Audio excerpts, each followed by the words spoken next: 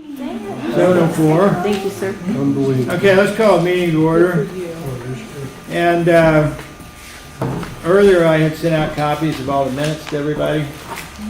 And so I want to know if anybody has any items that they would like to see corrected. Yes, sir, page 3. Okay, I'll tell you what, just so that you know, Joe had sent me an email with a misquote on him as well. Okay. And so I just printed off his deal and actually fixed it and highlighted the in error part and highlighted the correction part. So on which page? I guess it's third page you printed out. It says Corey Nasso said that he thinks the goal is for the committee to make regulations only for business zoning at this point, Yeah. which is not at all what I said. Okay. I can actually read you real quick. But what I read off was to agree, our goal and what I thought was to agree upon policies, procedures that benefit the community in regards to short-term rentals in both residential and commercial properties. Okay. Can you say that slower? Yes, I can. Or we can shorten it down to just that the goal is for the committee to make regulations. Corey Nasso said that he thinks the goal is for the committee to make regulations only. Well, take out He's only. gonna take out only he's and gonna add do it. I'll work to business put and meetings were residential. corrected as well. Okay, can we go business/residential? Yes, sir. And then there's a section here, I'm not sure, maybe we just talk about it later. It was a section in here saying that, but the town board has asked that the restrictions be set for business zone short-term rentals. I went back and watched the video and that's not what they said.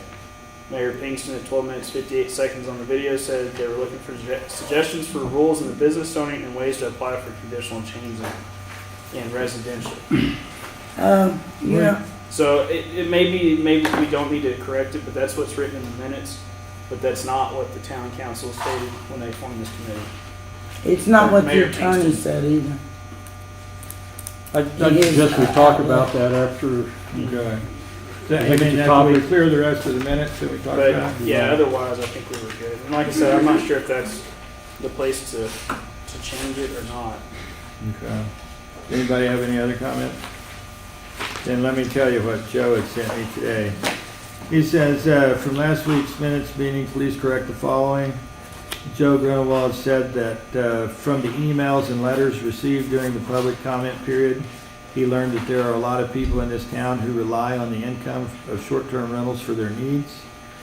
He said, I did not say people relied on the income. I did say that many residents use short-term rentals to provide additional lodging for family gatherings, reunions, etc. In fact, SDRs often serve as an extension for current property owners, and they are grateful for their availability. So I just, like I said, with his deal, I printed it off and just attached it That's fine. to this copy. I can actually, if you want me to, I just wrote some notes down. If you want that, or if you Yeah, have let me any go ahead and attach it, and then that way we'll have everything.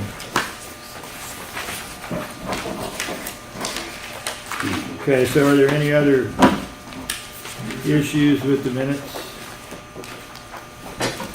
Well, I move the minutes is corrected, be accepted. second. Okay, there's a motion on the floor that, by Gwen, seconded by Corey, that we approve the last meeting's minutes as amended. Is there any further discussion need to be?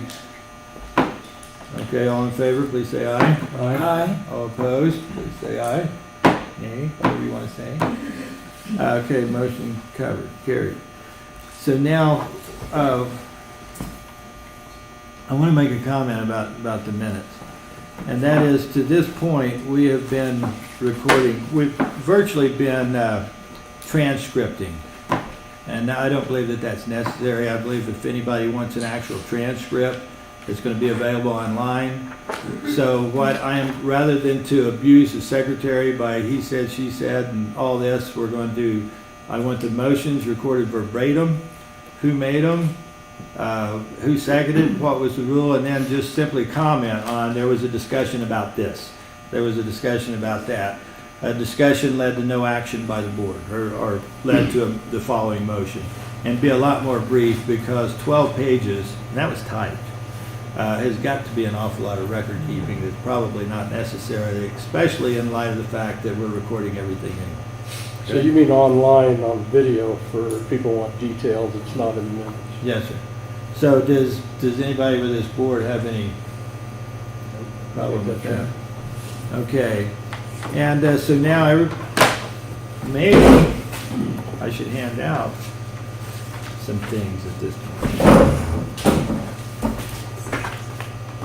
I'm going to hand out two things here. I'm going to keep a copy for you. Are you please? Okay. And if we want to pass the, here, I'll just pass it. Grab one.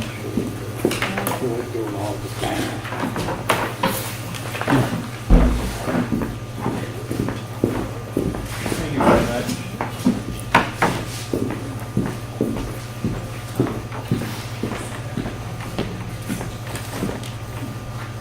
Okay, so at this point, if everybody reviews the agenda and either approve it as it is or make any necessary adjustments.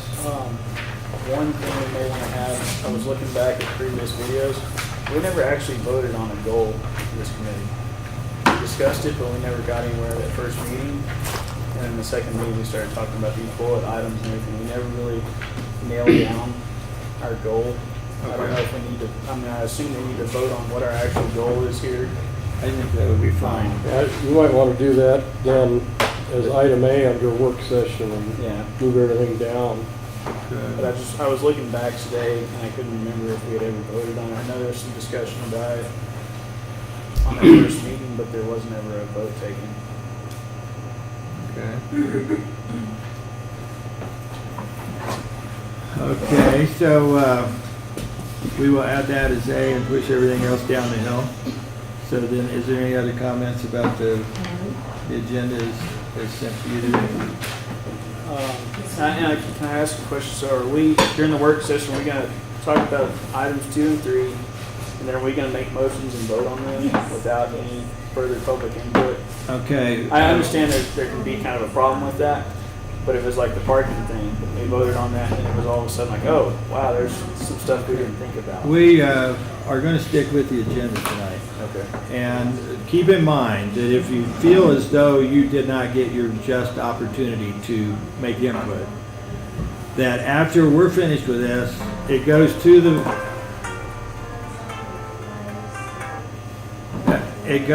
the zoning board. So they're going to hash through the same thing. Then once that's complete, it's going to go to the town board. So, what? Hello? That's better. Okay. So just keep that in mind as we progress, because the way this is panning out is we're not getting a whole lot done. We're getting nothing done. And we are not, we simply can't, for the sake of time. I mean, the town appointed us the committee. The town did not appoint the public as the committee. Okay, so we'll behave as the committee, and we're not going to open up every motion for public discussion. Okay. And the other thing I would say is, we do have the 43 letters, Yeah. which, you know, I reread all today. And there's a lot of good suggestions in here, including almost the whole thing. So I think we can do it. Sure. If we can sit down and talk about it. Okay. All right, so anything else with the review or approval of the agenda? So I'd move then that we amend the agenda by adding work session item A to discuss the goal of the committee and re-letter the other 3 items there subsequent to that. Okay. Is there a I'll second? second that.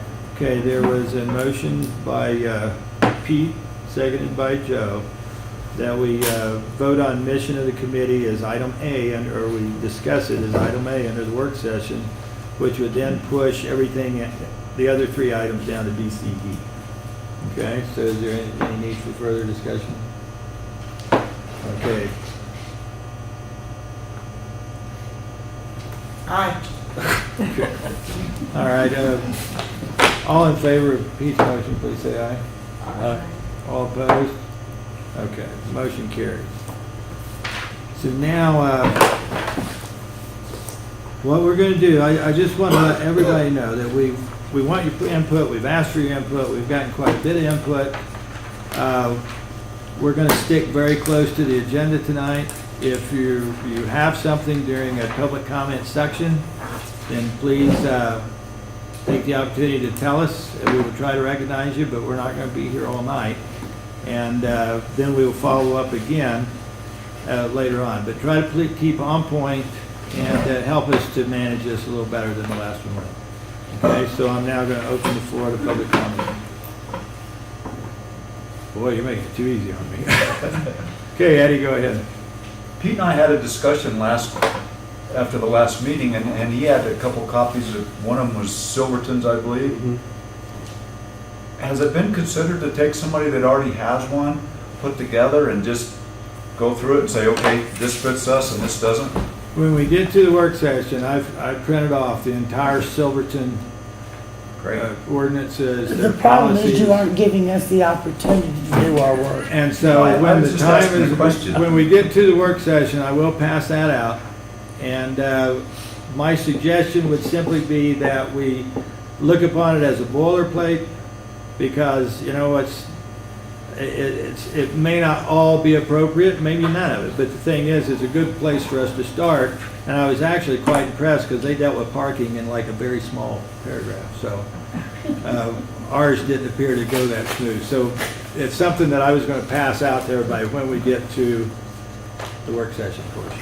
I might add that, I guess John has copies for the committee, but it is available online. I just Googled, I think Silverton short-term rental ordinance or something like that, and it's available.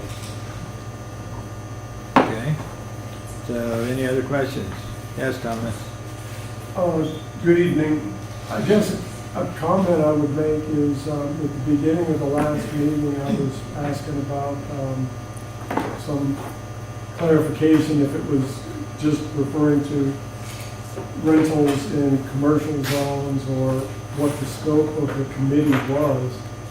And knowing that there had been a couple meetings already I had missed. And Corey he looked something up and read a statement, which I thought I understood at that meeting was the mission for the committee. And I know now that maybe that was not the mission, that it's going to be discussed, but I would like to make the point that when that session starts, I would suggest Corey reread that sentence, which seems to be a pretty all-encompassing sentence as a mission for the committee. Okay. Anything further?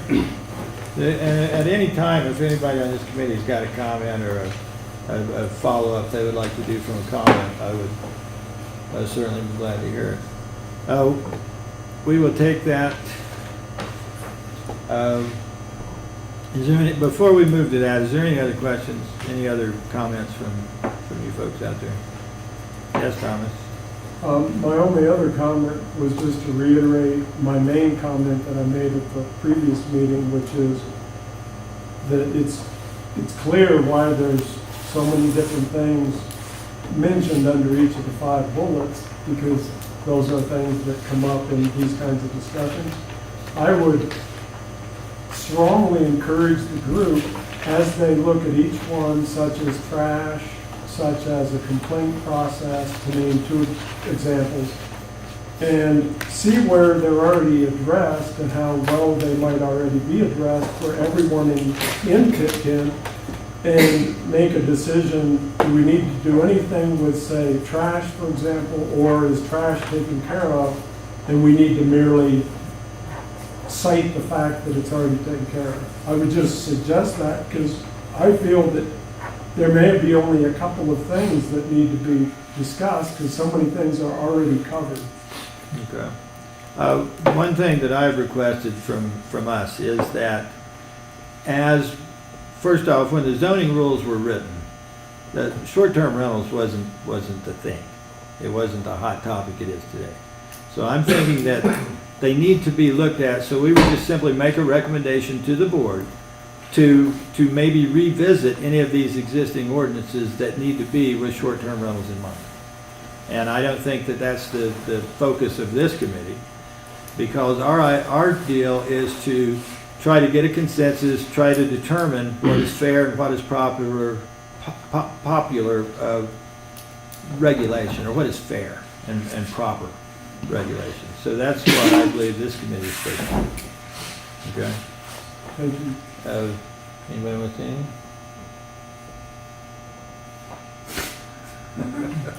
Well, you No, it's all just that quiet. these are the same thing, these are the same public comments Yeah. that we start every meeting. All right, That's well, the we're only gonna- thing I wish to reiterate. Okay. Is there anything else? Anybody, any other points, I comments? have something to say. Yes, ma'am. I don't want to sound offensive, but I think we need to all kind of be careful to respect what's No, I happening. respected And that the was just first, a disrespectful comment, I feel like, from, I respected the first time, not the 15th time. Okay. All right, well, let's just be mindful, we of them, you folks of us, and let's try to roll on. Okay. So now, to Thomas's point, we are going to actually use that when we get to the work session, part Yeah, I mean, A, right? Isn't that gonna be a child of that part? Yeah. So at this point, I'm not gonna recognize anybody on the floor, and there'll be another opportunity when we get to the end. So right now, we're gonna do what we're supposed to do. To preface this, I went back and watched the first video. There was a little discussion as to whether this is going to focus on commercial or business district or residential. And Brad, basically in the video, said, he doesn't see why it really matters. That if it applies within reason, there may be one or two that don't apply to commercial, but within reason, we should focus on short-term rental guidelines. And so I kind of scratched something together while we were talking about that. And I just said that our goal, in my mind, what I was thinking was to agree upon policies/procedures that benefit the community in regards to short-term rentals in both residential and commercial properties. I think that kind of encompasses our goal. It was already mentioned in the town council meeting that to work towards, and I can look up kind of basically what Steve said. I actually had the paper, but it was essentially, yes, work up something for the business, but we need to have a process for people to be able to request, a conditional use, however they want to apply the short-term rental in a residential area. So it seems short-sighted to only work on something that works for commercial and not for it not to be applicable to residential or even at large. Why would we say here's these few little guidelines and then have to revisit this months down the road when there's a short-term rental in a residential area? Let's say I had thought that we had discussed that being as at this point in time, and this is per our attorney, that currently it's an illegal activity. Okay, so it was my suggestion that I didn't know that we had the juice to create policy for something that is currently illegal, but we would do it in such a way that we could add footnotes that say that in the event the town changes these rules, then this portion could apply. But there are going to be some items, whether it's in the application process or there's going to be some differences between the way that you look upon a residence becoming a business or you look at somebody that's already in a business district. So I think maybe we're splitting hairs, but in my mind, we would simply footnote that this should apply or this shouldn't apply. I guess my whole thing this whole time has been a short-term rental. Doesn't matter where it's at. We've listed stuff. Safety, that's not going to differ. Property postings, that's not going to differ. Enforcement, that's not going to differ. The only things that may differ It's are the the permit application. and number of short-term rentals. Yeah. So you can't really craft something specifically for the business district without it also applying for the residential. Well, I think when it comes to short-term rentals, should they ever become allowed in the residential district, the resident district, I think that as we set up these guidelines, there may be just a few things that we might want to go the extra mile in the resident district just because of the, the concern of residents of the community. So I think that your mission statement is good. I think if we amend it slightly, just somehow acknowledge that there may be some differences when it comes to the guidelines for residential district. Because I don't know for sure what they might be as we discuss it, but I think there's some areas that it might be reasonable to have something a little bit different. I mean, I can see a few areas, but at the same time, nuisance and noise, stuff like that. I'm not talking, no. I'm not talking, I don't want to get into specifics, but I think the differences are going to be very few. But I Would see you what agree you're there saying. might be some differences? Yes, there possibly could Well, be. then let's put that in your mission So- statement and get on down the road. I mean, that's what I'd say. I mean, somehow or another just word it in there, but otherwise I think what you said is good. Okay. Yeah, go ahead. Any, No, I've any got- suggestions here on how to word it? I have the original from the attorney saying what we need to decide. Well, can I, in that regard, I watched the video of that meeting when they appointed the committee and had a discussion. And what I saw was this, that the attorney explained that there were a couple things that he thought the council ought to consider and agree upon as this process went forward. And he said one of them is the membership of the committee, the structure of the committee, how it's going to be set up. And then he said there's some other things they ought to talk about. And he said, I think before we appoint the committee, we ought to talk about these things. So the council kind of said, yeah, that's a good idea. So they started talking about the membership, and they got sidetracked about whether it should be a resident or a property owner, if you recall that. And they kind of went through the rigmarole on that, got it resolved that residents of Pitkin would be eligible to be appointed to the committee. And they pretty much from that went straight into naming the committee. They never got back to a discussion of the other items the attorney had brought up. Okay. So, what I'm thinking, we've got a mission that I think is reasonably outlined, but the council has a meeting a little over a week from now. We can keep working on the bullet points and the detail, but I think it would be advisable for our chairman to attend the next council meeting, explain a little bit of what we're doing, and tell them that we're a little bit unsure of just, what the mission was, because they never really said it. And that could maybe kick us back in the traces or something if we're going in the wrong direction. Because I think we need to get a little clearer picture, because it's my understanding that I believe that next week at the town council meeting, they're going to consider an amendment to the zoning code that clarifies, as the attorney suggested several months ago, that they should clarify the definitions and whatnot. And it appears to me that what the Board of Zoning Adjustment recommended, still signifies that short-term rentals are not allowed in the resident district. So I think we need to get some clarification of just I still think that as this committee moves forward, we ought to have some recommendations that if they decide they want to allow them in the resident district, these guidelines are I agree. recommended. I agree.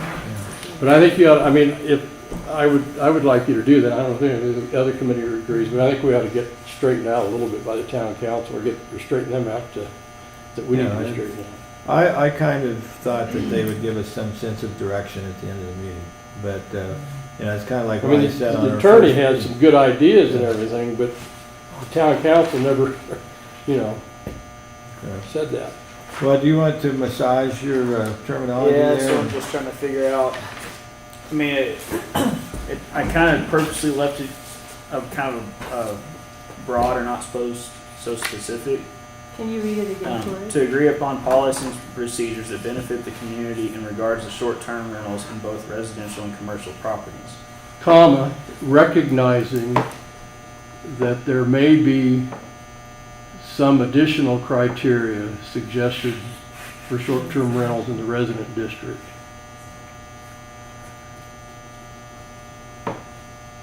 You said maybe additional. Yeah, there may be. Well, I think there would be if you were asking your neighbors for permission and stuff, and in the commercial, you wouldn't need to do that, right? Or am I? Well, Well, we've gone over that last meeting. Oh, We missed okay, that sorry. one. well, yeah, but I'll watch the video. I mean, I like that. Okay. I mean, So, what are you agreeable to that, Corey? Yeah, I think so. I mean, I think it's obvious, like, I mean, we mentioned it last week, and I don't think Brad wasn't real sure that you could ever put a cap on short-term rentals in a business district. Well, is Brad here? Brad, are you I there? mean, if you're gonna treat it as a business, you can't say there can only be X amount of Gotta keep the businesses. mute off. I don't have the mute on. I don't have it on now. Okay, I have Okay. Can I ask him a question about the intent of the zoning board recommendation? Brad, can you hear me? Yeah. Okay, it's my understanding from the zoning board meeting when you discussed the clarification of definitions and whatnot, that you are proposing that a short-term rental be considered a conditional use. Is that correct?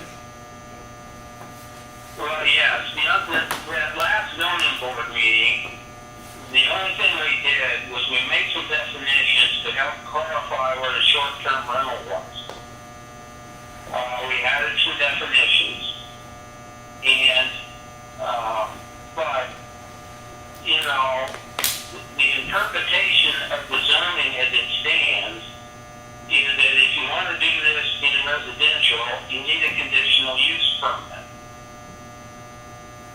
Okay, so the proposed amendment from the zoning board would contemplate that a property owner in the resident district could request a conditional use from the town council? Well, yes, anybody can ask for conditional use on their property. And you list then a short-term rental as a conditional use in the zoning code, is that correct? Well, Depends on. I don't know if we put it that directly, but residential use does not include short-term rentals. Not as a, Therefore, if you wanted to do it in residential, you need a conditional use. right, okay. Okay. So by that amendment, as a conditional use, it may be possible for a property owner in the resident district to obtain permission to establish a short-term rental. Yes. Okay. Well, I think that's important for us to understand as we move forward. Thank you. Now, conditional uses are approved by the town trustees, Yes, not the zoning board. right. Well, I think that's important that we all understand the process. That the proposal from the zoning board is that short-term rental is going to be listed as a conditional use. And I assume what the town council intended for us to do was to kind of flesh out the criteria that need to be met to obtain that conditional use permit. Is that right, Brad? Is that how you understand it? Yes, the conditional use for the property has always been there for a residential property. And the zoning code has specific requirements of what you need to have to request a conditional use. Right. And so, you know, whether it's, you know, the short-term rental, you know, the issue is the short-term rental is a business. And that's what we defined in the code. The definition of what short-term rental is. But you can request it now. Now, I think what the board has asked us to do is come up with the requirements of what we want short-term rentals to follow. And then I see the zoning board reviewing the list of what requirements we have to have And this is all said in the zoning, if this, we need to modify other documents. I've commented to that before. Well, I think it's real important to be sure everybody is on the same page on this conditional use matter, because if you add to the conditional use section of the zoning code, short-term rental, that means any property in any district has the ability to request a conditional use for a short-term rental. Yes, and if you're in commercial, you don't need a conditional use. Okay. Okay. All property that is in the commercial zoning can go be a short-term rental tomorrow morning. Okay, however, do you think then that the short-term rentals in the business district need to be subject to these guidelines?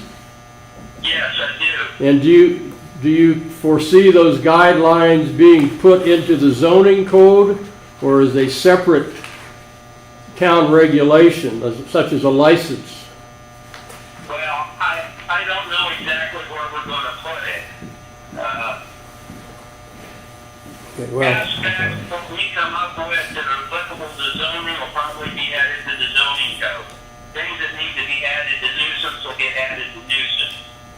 May even have a standalone law to address part of the licensing of short-term rental. Okay, well, I think, But what we don't want is zoning requirements being up in 3 or 4 different ordinances that you gotta go to 4 ordinances to figure out the zoning. okay. I think that gives us the criteria we needed to further define this mission okay. statement. Do you want to pass a motion to approve the mission statement that Corey wrote? Sure. I mean, have you got it? Yeah, let me read it again. Okay. Yeah. And then, are you gonna be able to write this down, or can we have a copy? Yeah, can you give me a copy? Yeah, I can write it down for you after the meeting. Okay. So it is now modified to read, to agree upon policies and procedures that benefit the community in regards to short-term rentals in both residential and commercial properties, recognizing that there may be additional criteria in a residential area.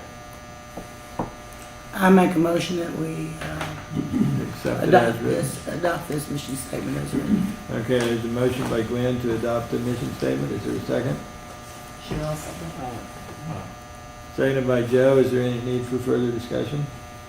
I'm just sitting here thinking, I mean, I guess I can see where there's some additional criteria, but I don't think the differences are gonna be that drastic, but I do see where, like we were talking about, there could be a cap in residential, but not a cap in business. Well, Right. and see, I think that there could be differences with regard to the application process.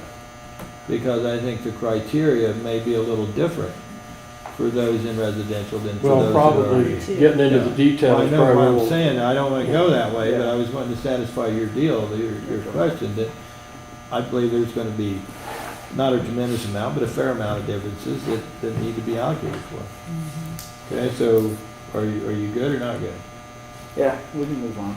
Okay, so there's a motion on the floor to accept Corey's The goals. motion. It was seconded by Joe. Motion put forward by Gwen. All in favor, please say aye. Aye. All opposed? Okay, motion carried. So now let's get on to item 2, which is discussing matters of public safety. But now at this point, I would like to pass out this Silverton.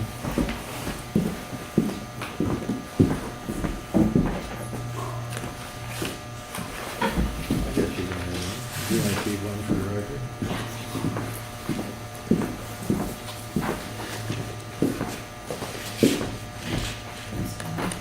I Googled Silverton short-term rental rules, and it comes up under something, vacation rental application, new colorado.gov. So that's, if you'd like to read that, that's what this is.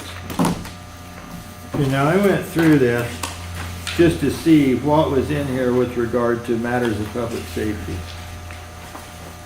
And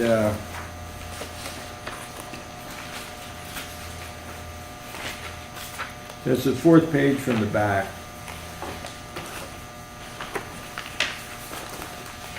So all that this particular town is doing is health and safety code inspection. Vacation home rentals shall be subject to the same safety and health inspections to which other licensed places of accommodation are subject. Vacation home rentals will be in compliance with all applicable building and zoning codes. And then the second part is that fire extinguishers, all vacation rental homes shall be required to have a fire extinguisher in good working order on the premises.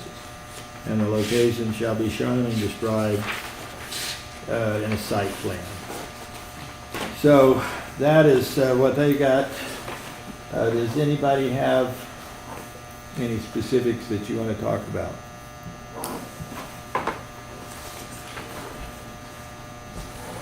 I mean, we got O2, fire, smoke, you know, what type of matters of public safety do you? Well, do you okay, feel this that- heading says Health and Safety Code Inspections.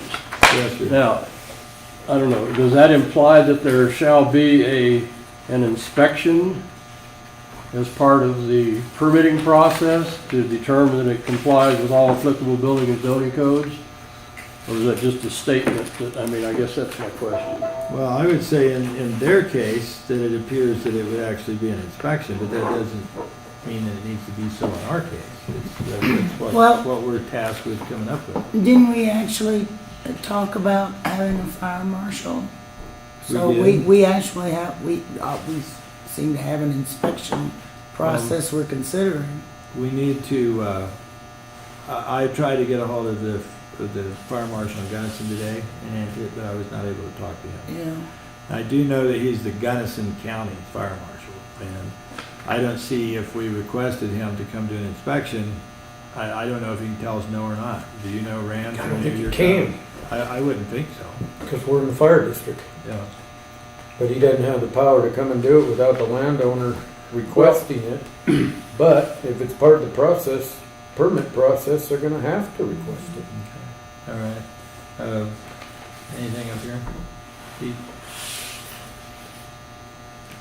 Well, it seems to me that if a person is going to take a residential structure in the town of Pitkin and turn it into a short-term rental, that constitutes a change of use. And it would seem to me to be prudent on the part of protecting the town's liability that there be an inspection, perhaps by the building inspector, to determine that, you know, the building, you know, complies with applicable building codes. And, you know, maybe a list of deficiencies, if there are any, would be identified and they'd have to be remedied before the permit could be issued. Yes. Okay, well, one thing that I would like to make a comment about, because I've heard in several public opinions that it was the concept, it was the belief of many people that a short-term rental should not be held to any higher standard than a residential. And I want to bore you with a real fast story. We had a fire in, huh? Pardon? Go ahead. No, sir. There was a fire in Pitkin several years back. And the fire was simply because a zero clearance firebox was sitting on top of a wooden pallet on the ground. Now, if I were going to check into that short-term rental, do I not have some sort of sense of knowing that the people who issued the permits are looking out for my best interest? Because people could have died in that house. And it wasn't the homeowner. Safety for people that live here year round. Do you know what? I'm not going to address that right now. We will in a moment, though. Okay? So there is a sense of responsibility that when you take your residence and you make it behave as a business, you're stepping beyond the scope of it being a residence. It's a business now. Why do you have to get a tax license? You don't have to do that with your business. So I believe that the town could, I wish that the attorney were here to verify, but if we issue a permit on a structure that is virtually unsafe and somebody gets hurt, if I were the one and my kids burnt up, I would be suing somebody. And the town would be co-named in that. Well- So I think we do have an obligation to cover all the bases here with respect to liability John, and safety. Yes, sir. if people would turn to the page before the one we're on now and look at item D, purpose.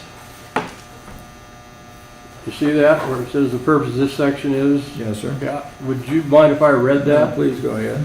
The purpose of this section is to preserve the residential character of Silverton's neighborhoods and to prevent the negative impacts of increased intensity of use attributable to vacation home rentals. The provisions of this section are necessary to prevent the potential burdens and impacts on residential neighborhoods posed by vacation rental homes, including excessive noise, overcrowding, and illegal vehicle parking. Special regulation of these uses is necessary to ensure that they will be compatible with surrounding residential uses and will not act to harm and alter the neighborhoods in which they are located.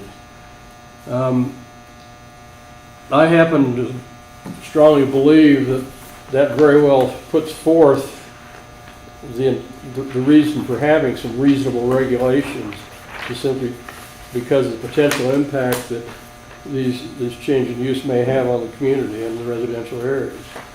So that's why I think that such things as inspections and some of the other things we're going to be talking about, you know, are reasonable. And you know, I don't think it should be argued that all of this argument that, well, why don't we make everybody in town do that? Well, I think it's a different deal when you're renting out your property to the traveling public.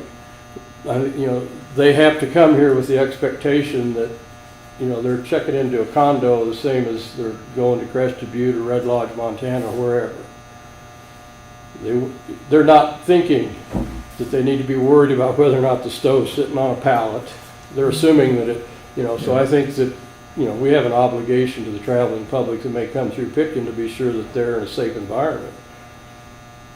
I would agree with that. I have no problem with that.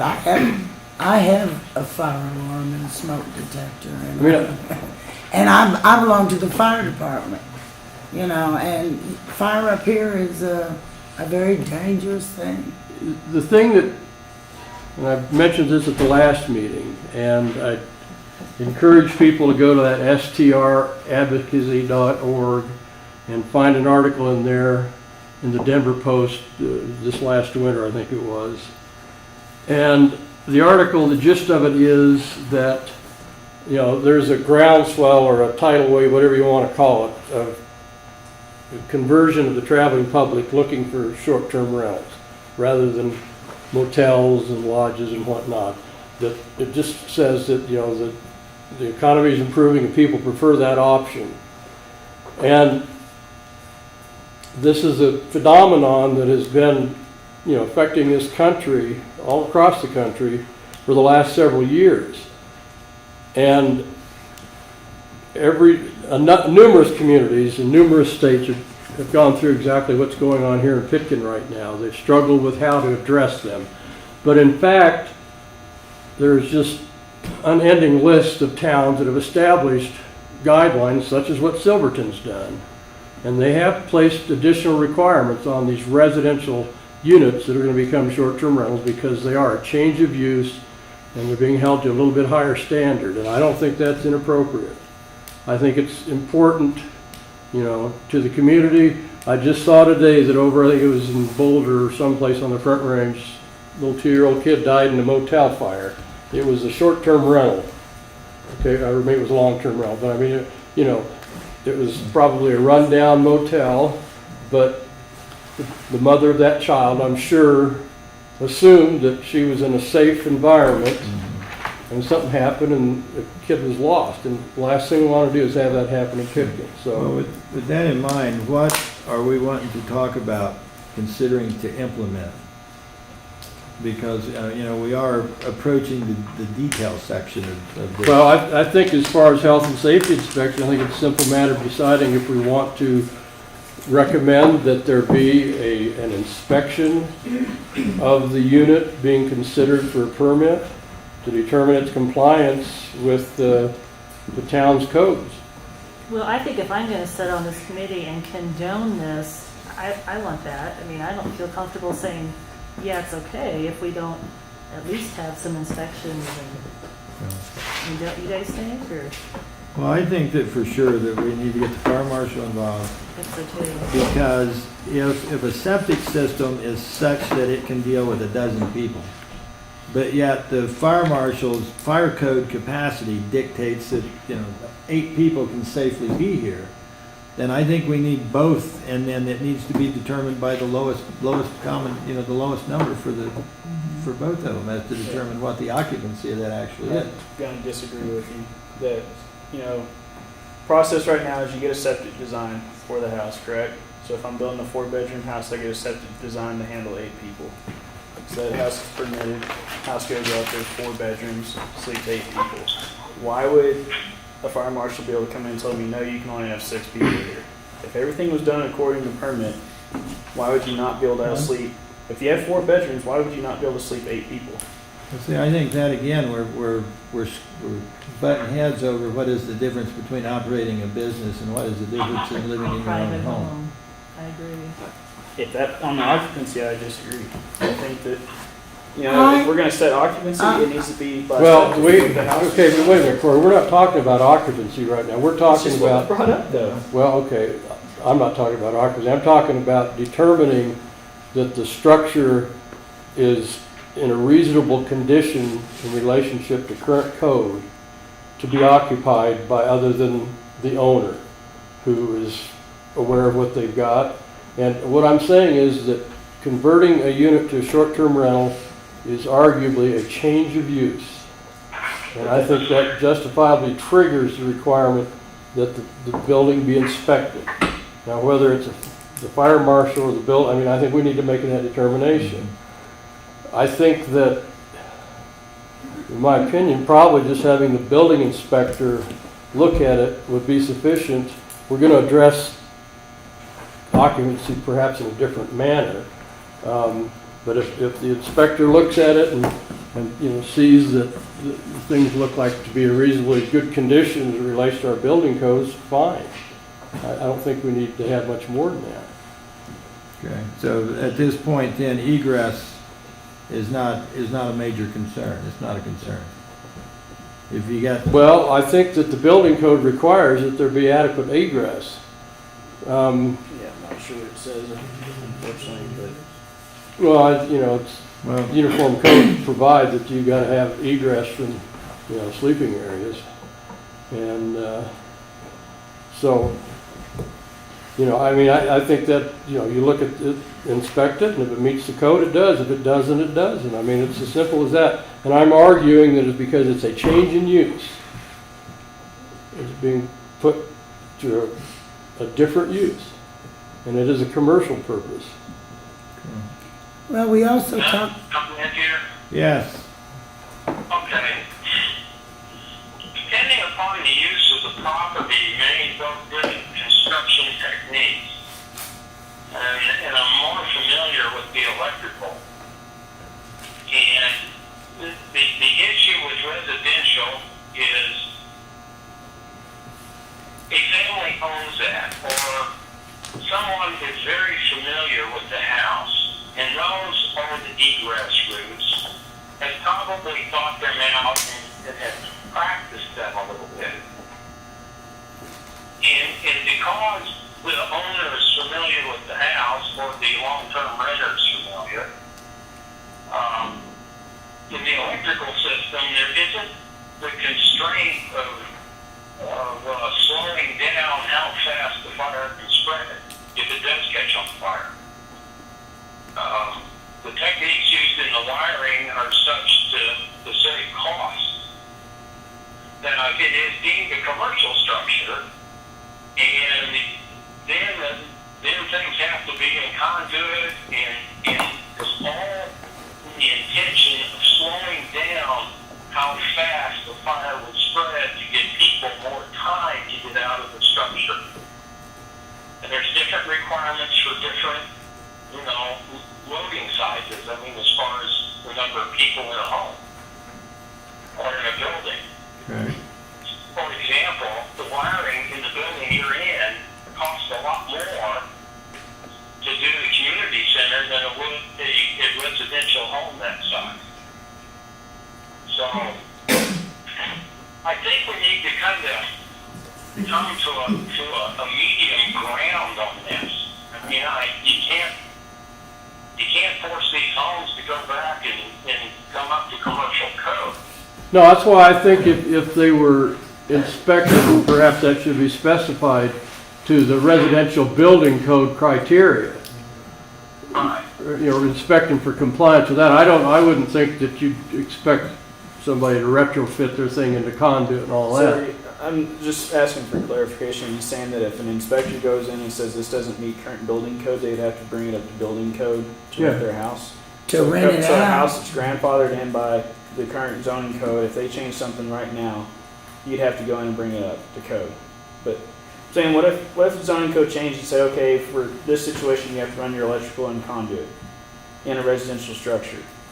So the house that's currently just fine, if they pass the zoning code, then you're gonna make them rip out wiring? No, I didn't say that, Corey. Well, no, that's I'm what not I'm saying. I think it's ridiculous to require a short-term rental to have conduit. I mean, no, that's not No, necessary. But you wouldn't grandfather them in.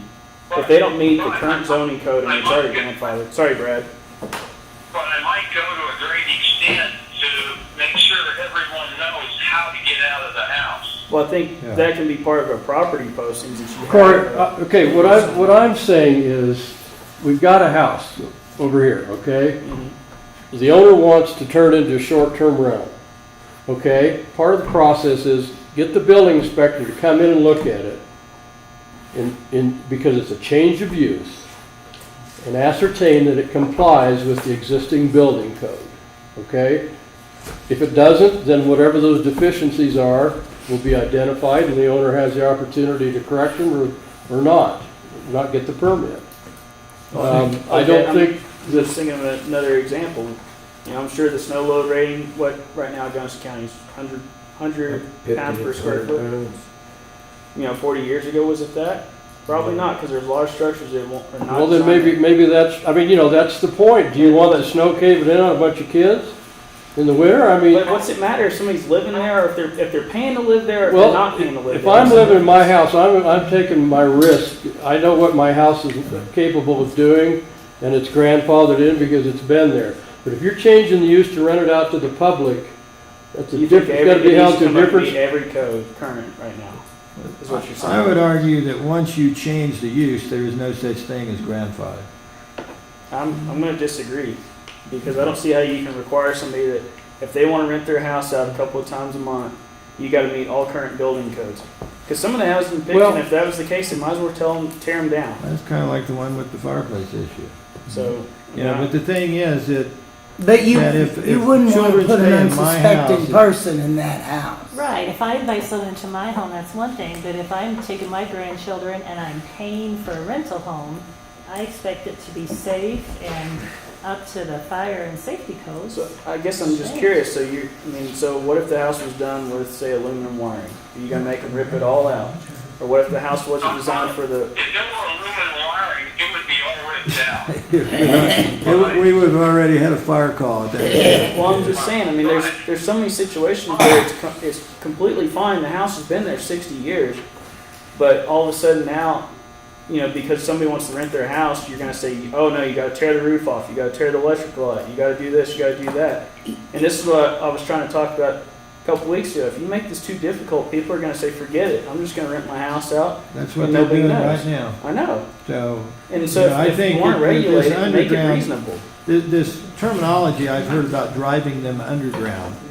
I think what we're trying to do is to drive them above ground because they're currently underground already. Okay? Now, I'll give you an example of what I think might need to be changed in a house. Let's say you got the individual smoke alarms. They're not chained together. So only one alarm goes off and they all don't go off. You know, I don't know if in a short-term rental, if maybe that should be allowed and the owner may be required to put in smoke alarms that are chained together so everybody goes off if there's one of them done. Now, that's not a terrible expense, but the statistics on survivability between those two different types of systems are significant. And you know, I'm not going to say go tear all your wiring out, but what I am saying is there are reasons for the codes that have been established. And we're facing a home here that was built as a residence that's now turning into a commercial activity. And I think you can offset some of the construction requirements with, you know, more than adequate information on how to egress the home. But, you know, you take Lickard's fire. He slept upstairs, had no egress, and, you know, had to jump from the second story. And you need to think out the egress in case someone has a fire, because people are not going to be familiar unless you train them. Yeah. Okay. And I don't disagree that egress should be be a priority, but I don't think you tell somebody they need to rebuild their house to accommodate. I think you have property postings, and you say, you know, here's the egresses of the house. I mean, I know we're not there, but you know, it's Well, just let me a just side note. ask a question to this committee. If it were such that the fire marshal were, so at this point, we were just suggesting the building inspector. Is that, would inspect the house, which I'm sure the building inspector is not gonna be near as tough as what the fire marshal would be. So if we were to, say, not have such rigid rules, but have the property sign off that he accepts all responsibility for anything that should take place, does that do us any good? Does that remove any, it's my belief that if we permit something and somebody gets hurt, and we were negligent in the way we permitted it, that I don't see why the town could not be named co-liable in a suit. Well, it'd be Well- nice to have Jim weigh in on this. Yeah. Whether they A governmental entity cannot legislate or negotiate away its liability and culpability. I mean, Okay. you know, so, you know, I think we have to be careful about how we,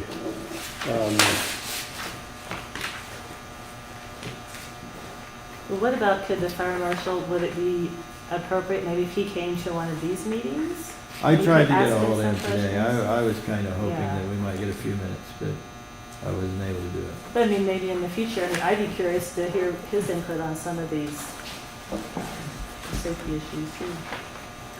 I don't know, Well, Yeah. I think, you know, he does it for a living. yeah. well, And, I guess that what I think, I don't want to make it sound out. Don't sound like I don't want to sound like I'm saying no to inspection. I think it's pretty unreasonable to say, okay, a building inspector comes in, inspects the house, and goes, oh well, this isn't to code. Your roof's not to code. Tear your roof out. I think that's pretty unreasonable. And you know, if the goal of this is safety of the public, let's create some common sense regulations that the public's safe, town gets a little benefit. You're not getting it out of that. Because somebody's going to say, you know, to heck with that, I'm not tearing my roof off. But- I'll just advertise this and I'll collect the money and go about my business. And I mean, that's unfortunately the world we live in. Well, but, okay, you go ahead, Gwen. I'm I sorry. just think this is way beyond the pale of what we're suggesting. The Silverton thing that you gave me has this exact requirement in it. As an House is having to be inspection. inspected. Yes, it's, I wish these pages were numbered. No, it says it shall be subject to the same safety and health inspections to which other licensed places of That's accommodations right. are subject. This is nothing out of the ordinary. Right. I know, I'm not disagreeing with an inspection. I'm disagreeing with what happens with the inspection. Well, At that point, if they, Can I just say one thing?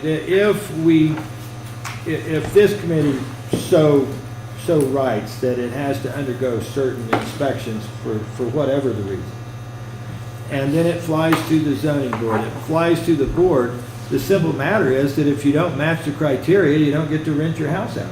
I mean, it's a permit deal, so that if you want the permit, it needs to match the criteria. And if it doesn't match the criteria, and you do not want to remedy the matters that need to be changed in order to meet the criteria, then permit denied. I don't see why that's picking on anyone. I understand, but, Pete's of the opinion that they should be brought up to current zoning codes. Well, I actually, mean, the Silverton map says exactly the same types of can you things. tell me what page? It is, The same it's item. item H, health and safety code inspections. Vacation home rentals shall be subject to the same safe and health inspections to which other licensed places of accommodation are subject. Vacation home rentals will be in compliance with all applicable building and zoning codes. No, but does that say anything about the, so the house is in that, I'm trying to think of an example, my house. It's in that, it's in compliance because it's grandfathered in. Nobody's going over there and telling me, no, you gotta do this, you gotta do that. It's in compliance right now. So what are you saying? You should be allowed to rent and we shouldn't be allowed to have anything to do with it? No, I'm saying there should be an inspection, but I think it's completely unreasonable to say, I walked in, your house is framed with your roof's framed by 2x8s on 2-foot spacing. Who's gonna say that? Well, I know, what if the, I'm These are not the big si- on Rand, but what Do you if Rand think goes the Silverton code goes into their places and does that type of thing? I don't know, but I mean, we're not, and maybe this is beyond the scope of this committee, but we're not really specifying, You are based on a worst case scenario and So we're not everything we supposed to consider that? suggest.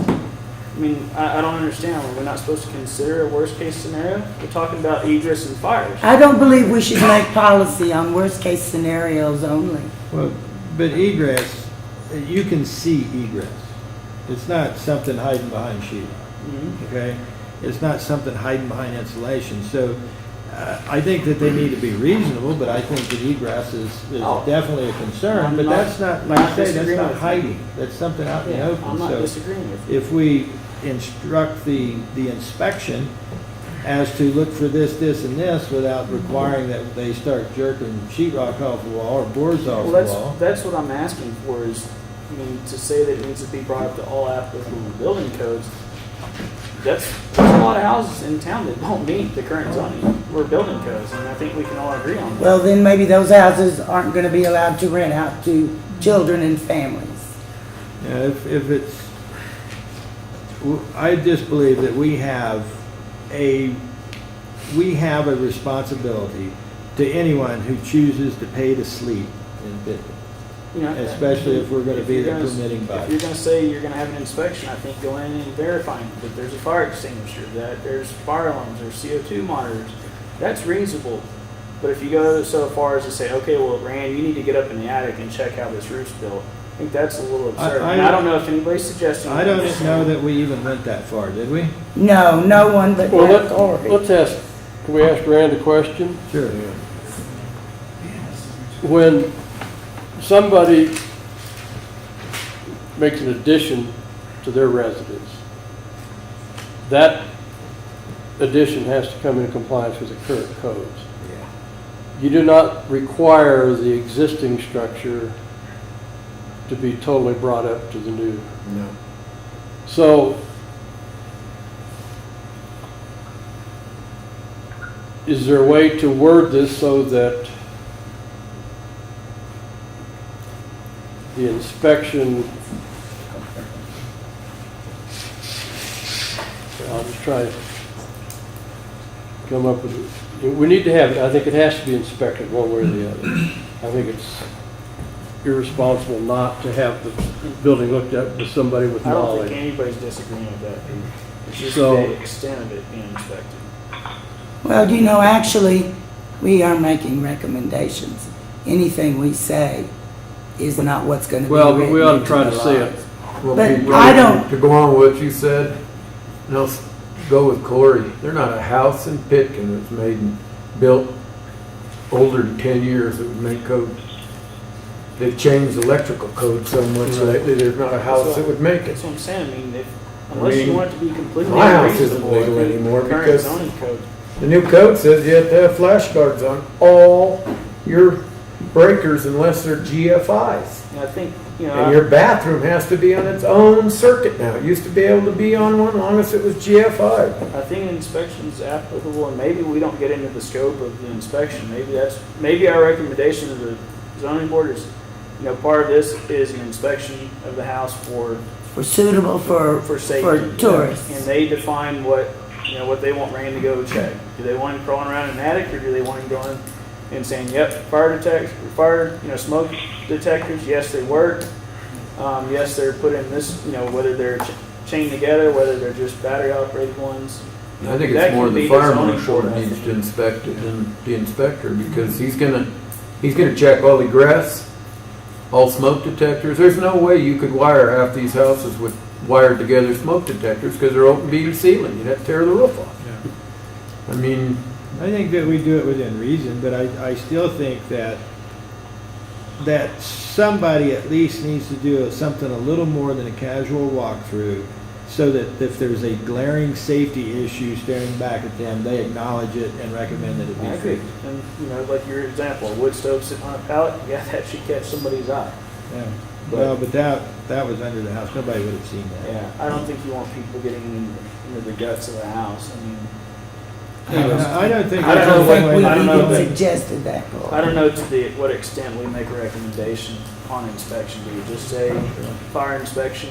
I think, you know, is that really our concern here, is fire safety? Fire, I think that the likelihood of a fire with wood appliances is much greater than the snow caving the roof in. And so I think that more of a, with regard to fire safety and proper egress, that the structural, unless it's just something glaring, I think that we ought to give the inspector the ability to walk in the house, and if something is blatantly looking him in the eye that says not safe, that he should have the opportunity to pull a red flag. Yeah, and But I if he agree. doesn't see anything that is glaring, then, you know, Well, looks like to me. how about having an inspection either by the fire marshal or the building inspector to determine if there are any apparent health and safety concerns that need to be remedied?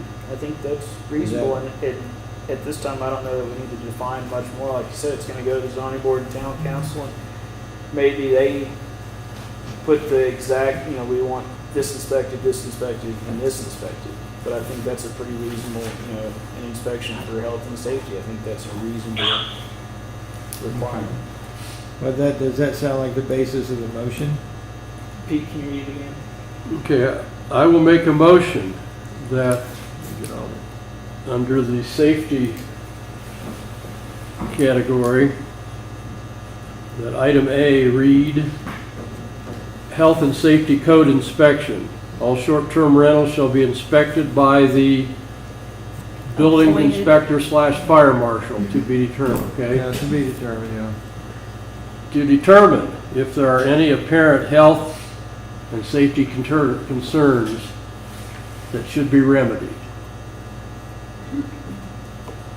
Okay.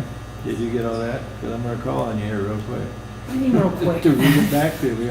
Are you serious? I'm dead serious. Motion say, okay, item he, hold on. Okay. Shall be inspected to, I can't even read my writing. Pete, To would be you mind inspection. rephrasing that? Okay. We'll help Slow. you out here. All right. Okay. Health and safety code inspection. All short-term rentals, All right, just a minute. You got a lot of help here. Okay, or maybe it should be the proposed short-term rental. Health and safety inspection. Yeah. Proposed short-term. okay, Okay, we'll say all proposed short-term rentals got it. shall be inspected by Okay, a qualified inspector, qualified person, to determine if there are any apparent health and safety concerns that should be remedied. okay. Okay. Okay. Thank you.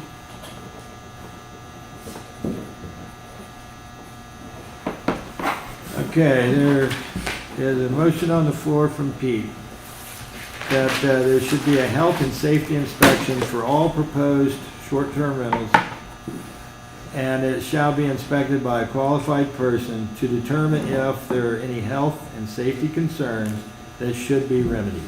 I second that motion. Okay, so we got a motion from Pete, a second by Gwen. Is there any need for further discussion? Okay, all in favor of the motion, please say aye. Aye. All opposed? Okay, so the motion passed. All right, so now we are gonna, is there anything further with regard to matters of public safety that should be discussed? Well, this Go ahead, sir. item I talks about fire extinguishers. Is there a place elsewhere for those that to be identified, or do you want to address that here? Let's address this, well, Can I ask a question? Would we or would we not, some doubt during the course of this, would we identify the key points that would be a recommendation to the inspector to look where that would be a part of those key points? yeah, I would think so. You know, that these are the bullet points, you know, check the, Well, do you want to do that now? yes, And it, I think we should. yeah. let's- okay, well, let's do that. Let's any do apparent remedies, to wit, that. Do that, huh? fire extinguishers. Well, I'll tell you what, I'm going to unwind the vote on that motion right now until we complete this, and then we'll call it again. To what, fire extinguishers? Yeah, smoke alarms, And carbon monoxide. yeah, CO, Smoke and O2 alarm, CO2 alarm? Is, CO2 is more prevalent in wood stoves, is it? CO, okay, yeah. carbon Yeah, monoxide. I'm sorry. I have electric. Actually, my wood stove has triggered my O2 alarm before. Well, is there anything else besides,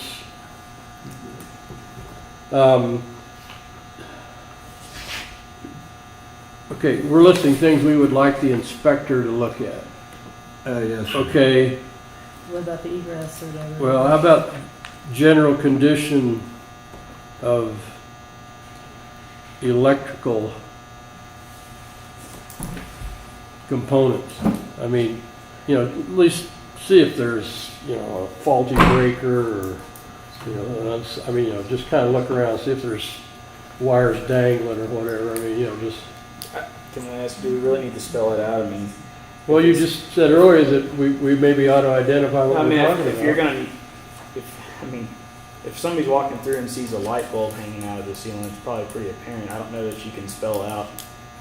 I mean, electrical can go down the rabbit hole. You know, I don't know. I'm just saying, do you really want to spell out? Well, we just Electrical. suggested we were gonna make a list of things we think the inspector ought to look at, so yeah, I think we do. Again, I think that, okay, let me ask this.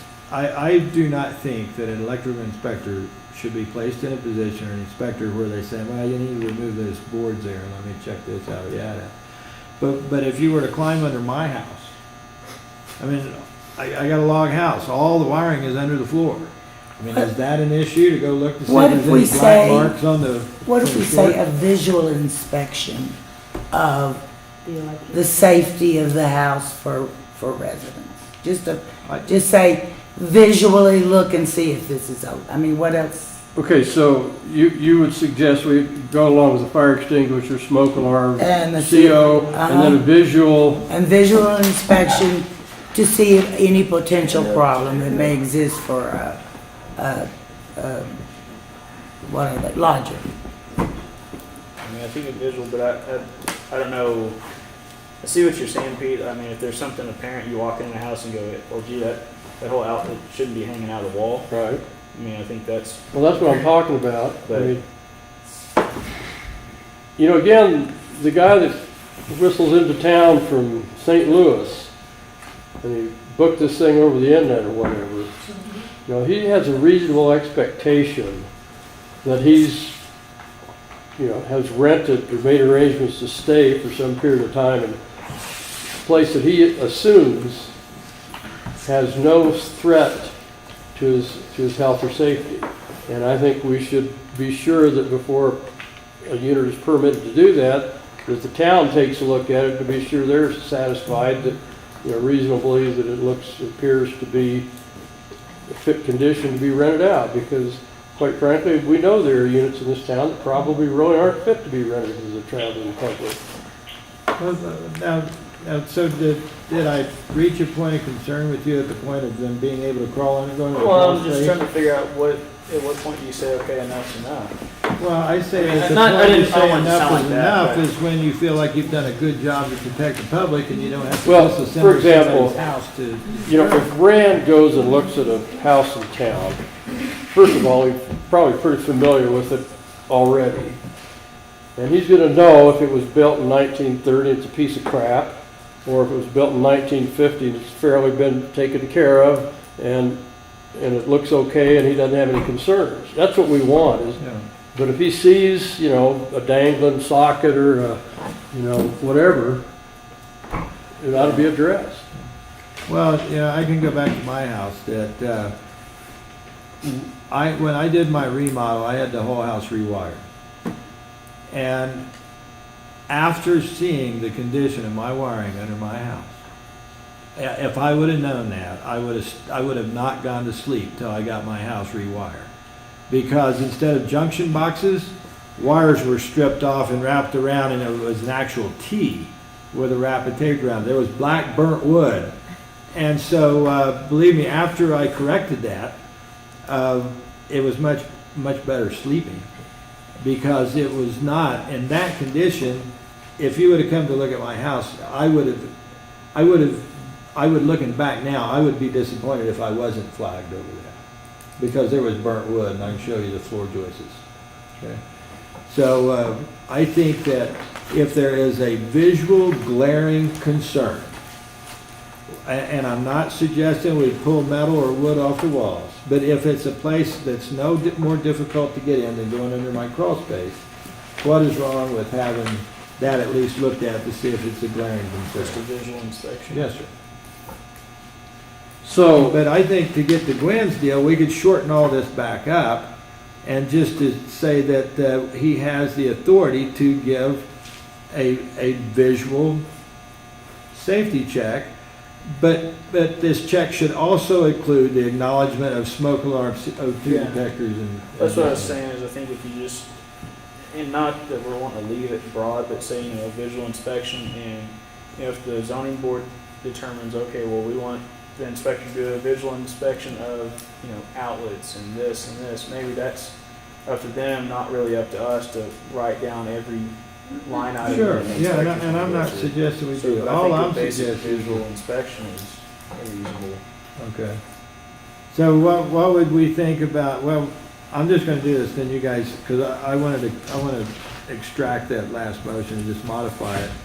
But something to the effect that to wit, fire extinguisher, smoke alarms, let's see, determine if there's any health and safety concern as presented by a simple visual inspection, which inspection would also look for the presence of smoke alarms.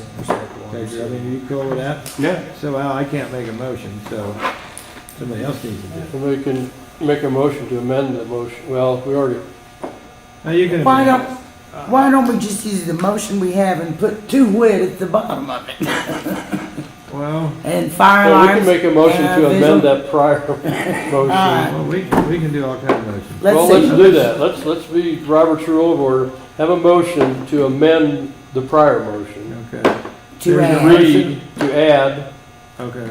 okay, and so then we would have to vote on the motion Okay, to amend and then vote on the original motion. Okay, there's a motion on the floor by Pete, Second. seconded by Joe, that we amend the previous motion To read.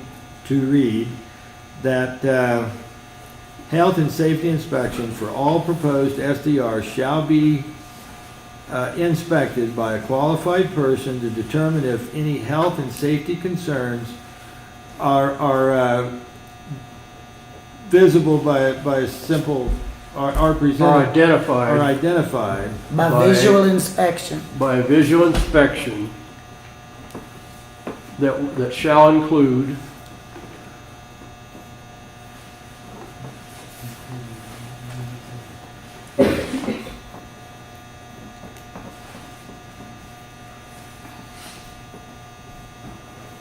Okay, fire extinguishers, okay, smoke alarm, okay, CO on it. CO detector, yeah. And that's pretty much it, isn't it? That's it.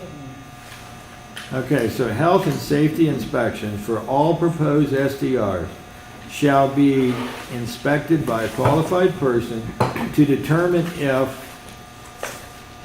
any health and safety concerns are identified by Visual a inspection. visual inspection. Let me correct this.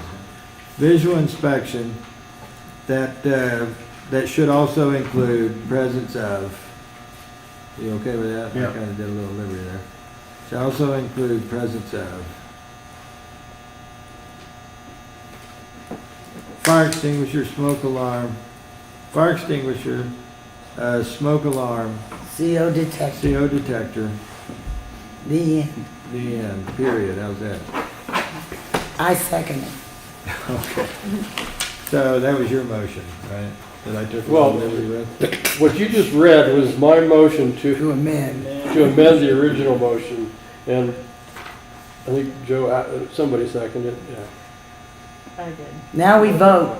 Well, now you got to turn around and Make a motion for the new. make a motion to accept this one, right? And then we call it and vote on it? Well, we first better pass the motion Yes, to because I amend the think motion. You vote on the amendment, and then you vote on the amended motion. Yeah, vote on the amendment As that I we have just read. read. That's, As you have read. We Okay, vote to. we all know what we're doing, let's just, okay, Aye. okay, so all in favor, aye? yeah. All opposed? Okay, So we're going with that wording. okay, here we are. So ready to read it again, or you want to just vote? Health and safety inspections for all proposed SDRs shall be inspected by a qualified person to determine if any health and safety concerns. Well, if there are any apparent, Okay, there, I got identified here, I'm sorry. If there Visual are any evidence. identified health or safety concerns, as identified by a visual inspection,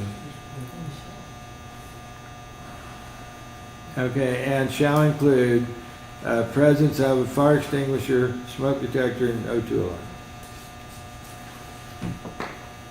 Okay, so is that good? You got all that? All right, so any discussion, any further discussion need to be? All in favor, say aye. Aye. All opposed? Okay, so that motion carried. So now,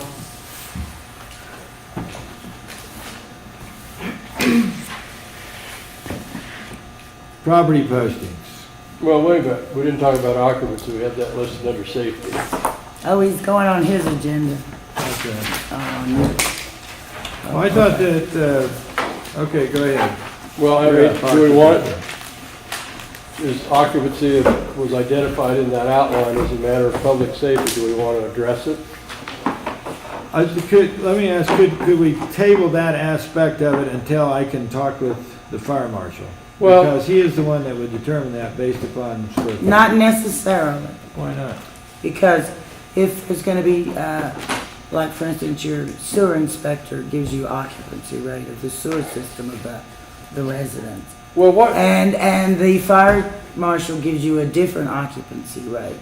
Then whichever rate is the lowest would be the one that, according to the research, seems to be taken as the occupancy rate for the resident. Okay. So, are you talking occupancy with regard to safety or occupancy with regard to septic? Because, I mean, that's actually two different. I'm talking that, you know, homes have a few bedrooms, and the occupancy ought to be 2 people per bedroom. Okay. You know,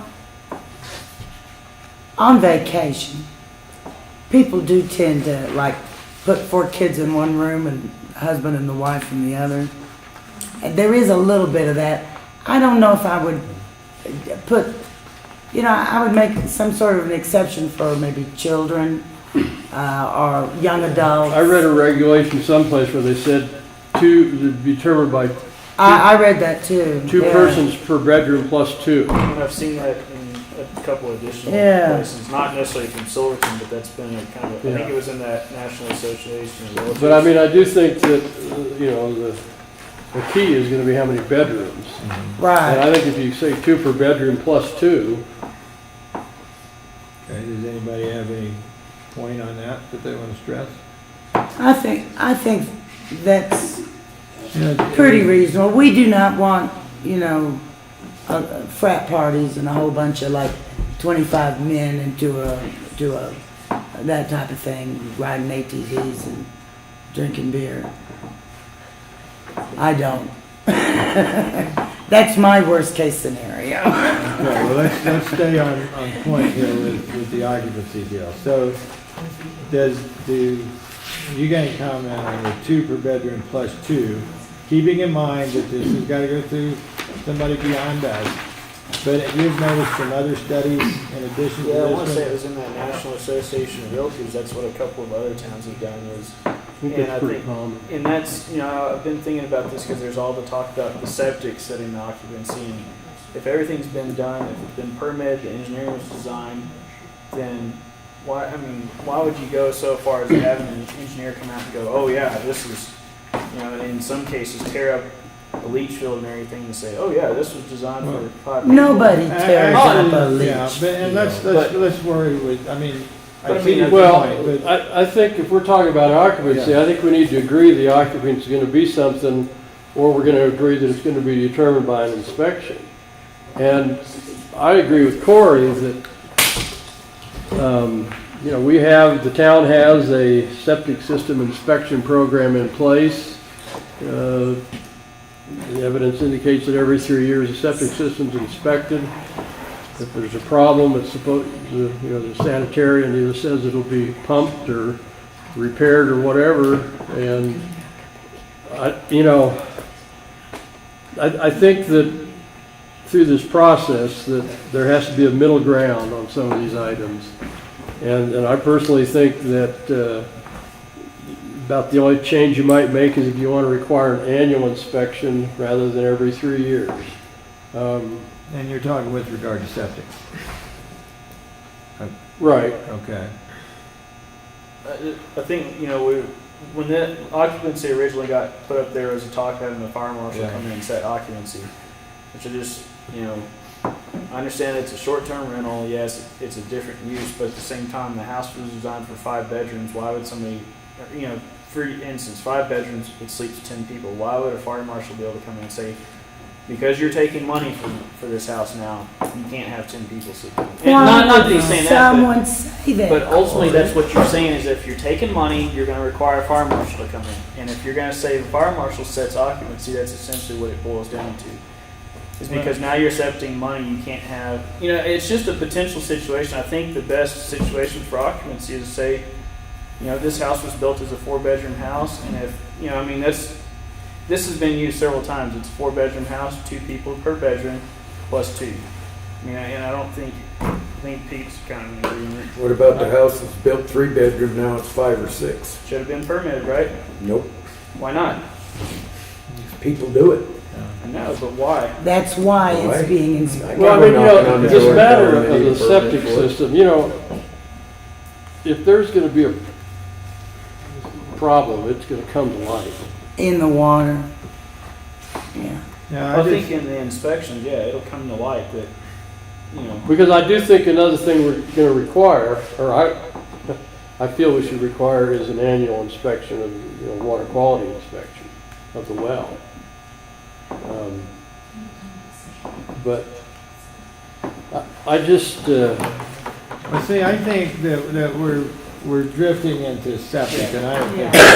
well, I think you can discuss I think if we're gonna we've got occupancy under public safety. So if this is where we want to address it, I think we ought to address it, and that would be where it's addressed.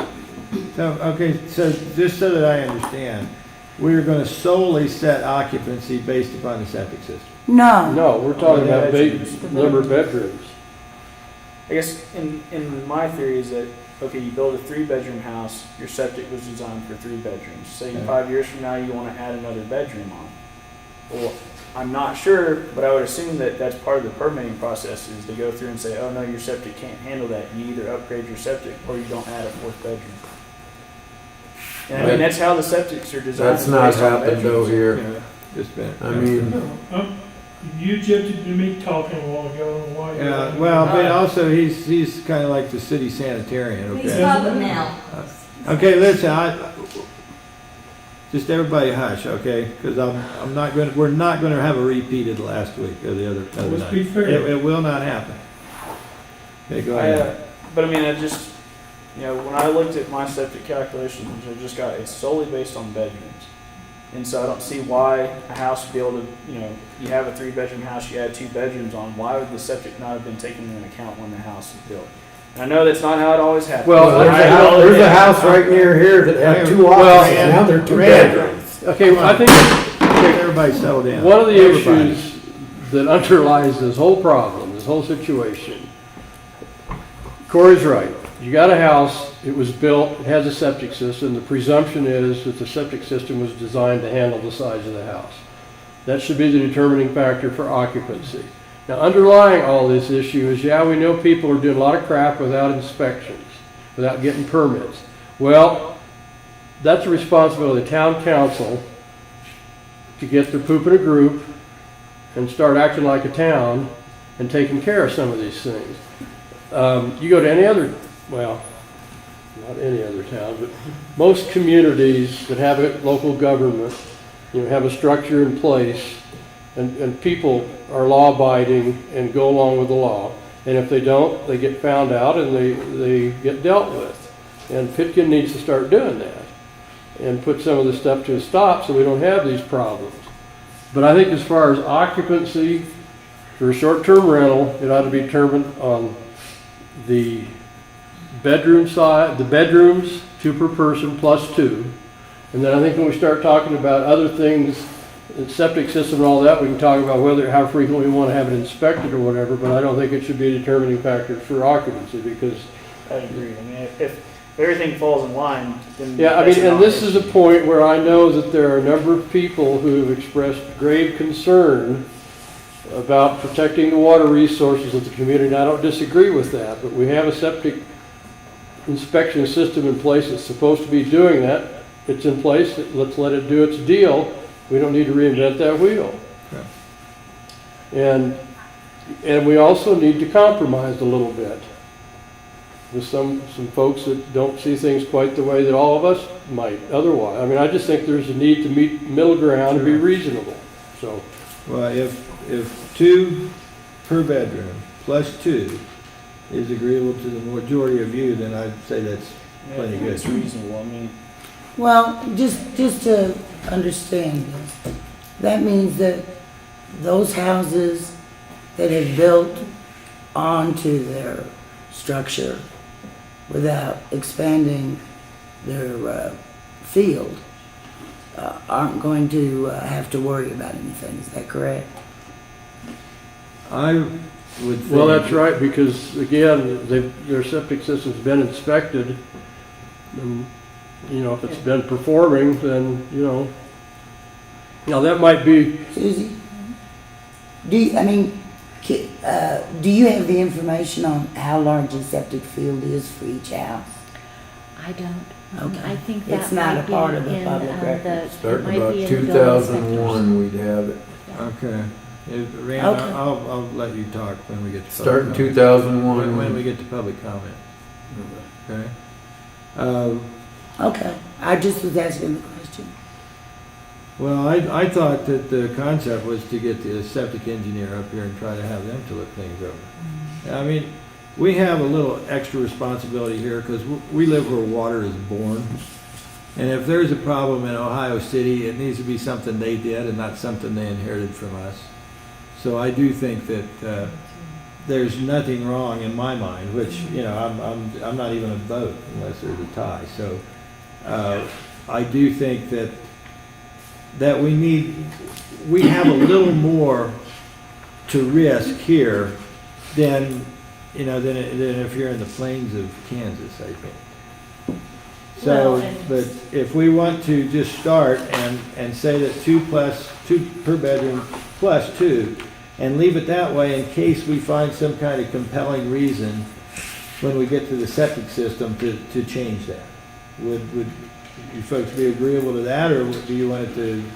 Yeah, I mean, I think that's agreeable on my part anyways. I mean, I know the concern, and I know we're not really on septic, but the concern was that, you know, if there's, you know, I guess the assumption is you build a house and the septic was designed for that. Now, if those plans got lost in the sale of the house or something, the only way to prove it is to go dig the thing up. And I think that's kind of, you know, there was a mention of setting occupancy based on that. And if you didn't have the plans in front of you, the only way to do it was to go dig it up and determine what's. Well, let me ask a question of this. Are you the sanitarian? I'm or- the environmental health clerk. Okay, the environmental health clerk. Yes, sir. Do you have records, I mean, of each property's size of septic tank? No, I do not. I have, all I have is when they were last either pumped or inspected or replaced. I have that, and I remind them each time Well, they're 3 years okay, old. on the form, But the sanitarian believes that since 2001, he does have those plans. Before that, there might be some, I believe, with the county, if I remember right, that The you or county Phil gave said us that. everything, and it's Okay. not all Right. size. well, my place was built in '87, I think. Uh-huh. And on the, every 3 years when my septic is inspected, it says right on there 1,000 gallon tank. So, I mean, is that information, That would have been information I collected back in 1995 from the owner then, who they were all supposed to, you know, I sent a letter to every property owner, what do you have? You know, do you have a system? Do you have an outhouse? Do you have nothing? Do you have vacant property?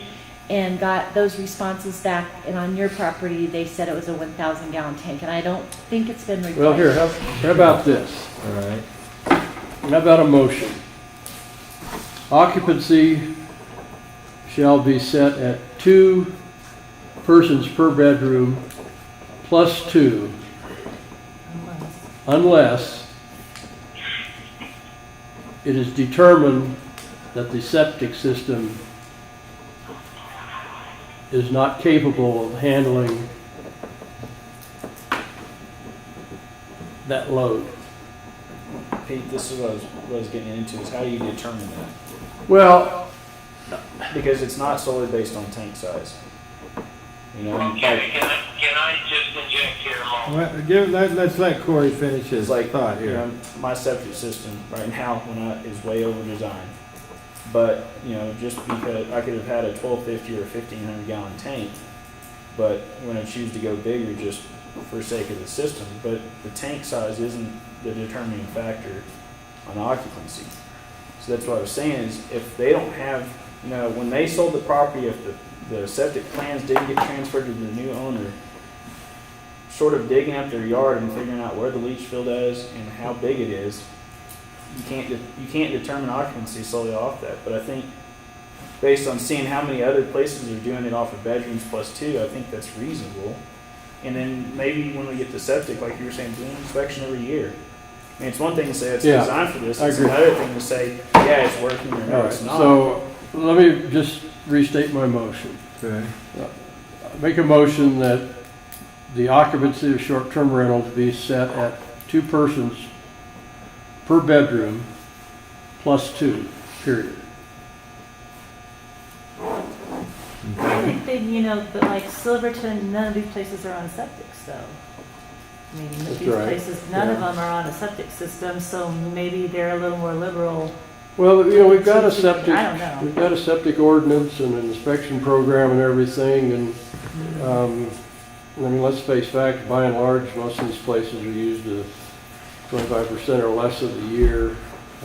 Let me make a point here, that there is an awfully lot of septic systems in this town that are renegade built. You know, everything from 30-06 holes through the bottom of the tank so that they don't become a problem and have to be pumped, to when my father-in-law bought the Alder place up there, it had a rubber tank or fiberglass. The top had caved in, so he made the choice to dig it up. But when we dug it up, we found out that the leach field had been disconnected because there was a problem. So there was a 90-degree pipe coming right out, going right straight into the earth with no leach field whatsoever. And I would have to question James to determine, will his check will reveal the function of the septic tank, but his check, I does not believe, checks the performance of the leach field. And I'm not saying, all I'm saying is that there are cases in Pitkin, Colorado, where there have been holding tanks, a 55-gallon drum with 30-06 holes shot in the bottom of it, and that's a septic system. And that particular thing was established, like, I think maybe 35 feet from the well. And so there's, I don't know how we're going to do that, but I'm not saying that we got to dig everything up, but just keep in mind that with the history of Pitkin, there's a lot of renegade stuff up here in the ground that we have no clue whether it's efficient, not efficient, and the only way to know is to judge water quality from the wells and from the creek. So I won't say any more. You know, an inspection, like I said, it's one thing to know how it's designed or how it's built. It's another thing to inspect it and go, holy crap, this doesn't work. Or yeah, it's working as designed. And you know, you can get into all this other stuff, but why not know for sure? The only way is to inspect it. You know, and I know for everyone in this town, it's 3 years, but and we'll get into that Well, later. and let me, okay, I don't want to interrupt you. I'm Go ahead, sorry. I'm done. But I just want to ask Susie, what, do you get 100% compliance rate when you send out your letters? Do not. What percent compliance rate do you get? I haven't ever really figured that, but there are some right now that have not been looked at since 2008. Okay. Just, So Well, that's another probably thing something that we ought to picking pick your up honor on when system we is talk what that about- is. and I feel I'm like sorry? what I need to do is change something on that so that there's a deadline. Like, this is your letter, it's due this summer. If you don't do it by July of next summer, you're gonna get a fine. Because Okay. that's all I can do. All right, well, thank you. And actually, Brad, you had something you want to say earlier, please do. The town does have some applications on file that the county had prior to when the town took over management of the septic. And, some of those applications, there's enough information to really determine what the size of the system is. The problem you have is there's a number of shared systems, and I think we need, I can't remember if it was Bill or Bob Williams, but the septic designer, I think it would do well if we got a little educated on how do these shared systems work, how do we size them. I even think we got one that they share the holding tank. Okay. Well, let me ask, if we were, would it be prudent for us, and does anybody have any interest in actually having Bob Williams come up and have a little question and answer session? Would that be of any value to the findings of this committee? I would like it. I think I would too. Okay, well, when we get the septic system, why don't I try to schedule something? But let's get back on point with Well, the, let me ask, what does Brad think of 2 persons per bedroom plus 2? do you hear As that, an Brad? occupancy level? What do you think about setting the occupancy of an STR at 2 people per bedroom plus 2? I'm okay with that, but if we can figure out if the septic is capable of handling that, I'm okay with 2 per bedroom. Okay. Well, Well, We what, gotta be a little careful because we've had some houses built with no closet in rooms. And then sometimes those are not counted as bedrooms. But then people end up sleeping in it. okay. So, and part of that plays into how big the septic system is. Okay. Well, let's, So, We got- I'm okay with 2 with bedrooms. all right. okay, listen, we got a motion on the floor right now. that the occupancy of short-term rentals shall be set at 2 persons per bedroom plus 2. Could I, just as a point of discussion, to allay these fears that Brad just voiced about rooms that are bedrooms, but they're not for building permit purposes or whatever, do you want to say 2 persons per bedroom with then after that in parentheses,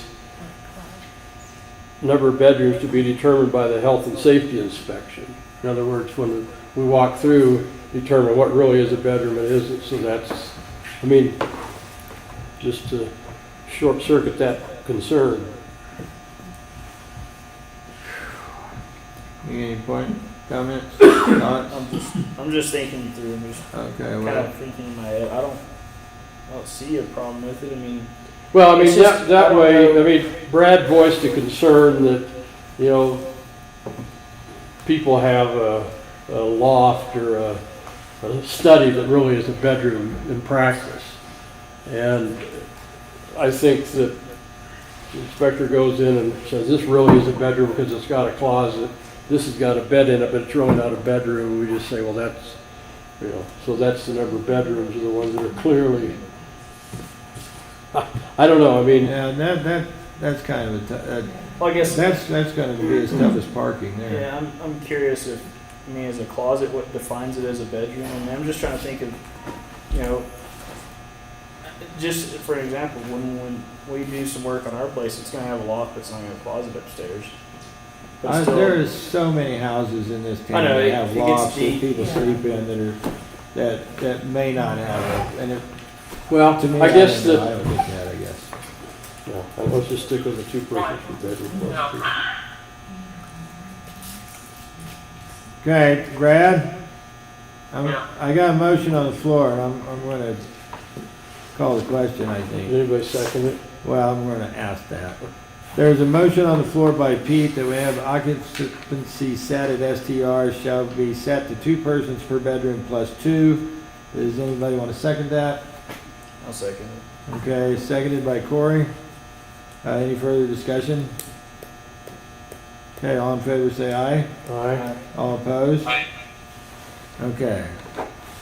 So now, I'll tell you what, this is not going to be easy nor fast.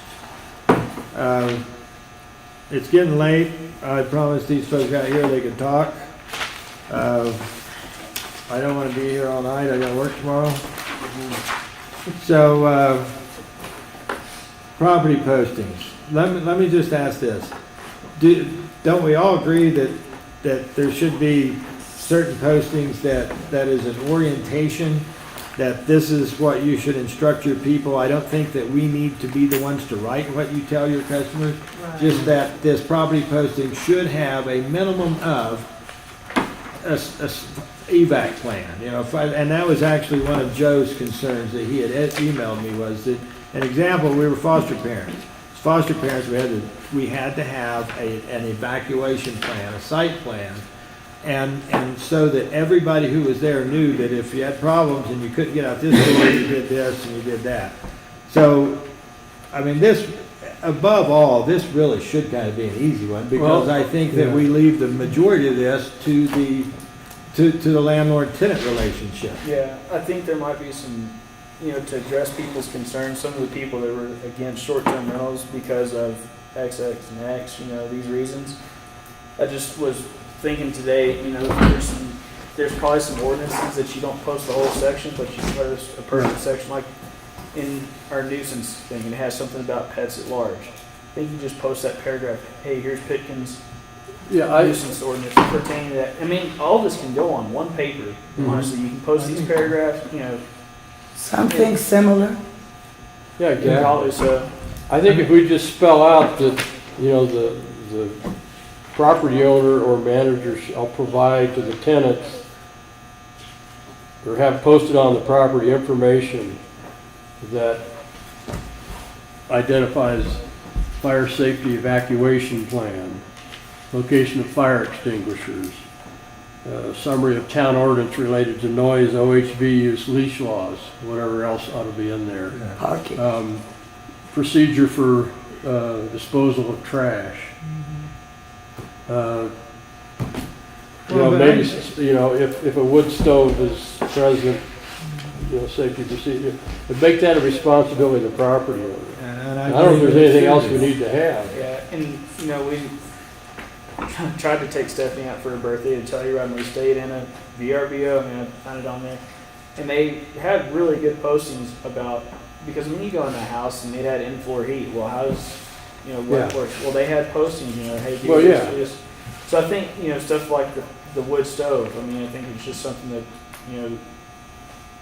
Well, post, this is how the wood stove works. This is, as it relates to postings, perhaps, at the time of application, the applicant will provide to the town a draft copy of the proposed posting that property owner, like we verified that it has sufficient information on it. I mean, It does not have to be our language, but No. just please, you must include yeah, I think some there's- type of garbage language information. pertaining to this or that. So we say something like that the property owner or manager shall provide to the tenant a posting which at a minimum shall include information about. Yeah. Okay, let's list them, evacuation procedures. Okay, wait just a minute. You're getting these, aren't you? Yeah. Okay. Then- Location of fire extinguishers. Summary of town ordinance related to noise, OHV use, leash law, Pets, yeah, pets, pets, leash law, whatever. maybe the garbage. Yeah, trash. Explain about bears, Yeah. just trash, I guess, yeah, sorry. Bear safety. Well, that's right, those are things. The trash, I guess, there's a portion in the nuisance ordinance that kind of deals with littering and trash, but I think, Well, I'm talking more about the but maybe an trash. orientation of, don't put your trash on the street because there's not street collection. Right, yeah. Leave your trash in a location. Right, in your yeah. house, See, in your garage or whatever. I don't want to interrupt you, but I think that should be between the responsibility of the Yeah, I tenant agree. and the landlord. I I mean, agree. if I go by and you're being trashy, I'm gonna say, hey, you can't do that, don't feed the bears, especially your grandchildren. I think those are, Maybe something explaining about a septic system a little bit. Just, not to put certain stuff in there, or, I don't know. Well, I don't think that would be inappropriate. I don't know if, Yeah. that's something that I would think that the landowner would want Yeah, I to think that's- put in place to protect his or Their her own, septic well, that's system. true, yeah. the one thing I would add to your list, Pete, would be speed limits.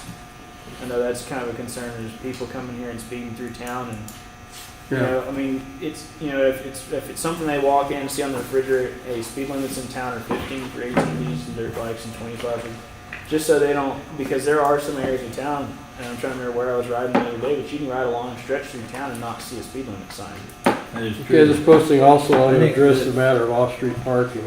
Refrigerator magnet. This posting list ought to also include information about off-street parking as required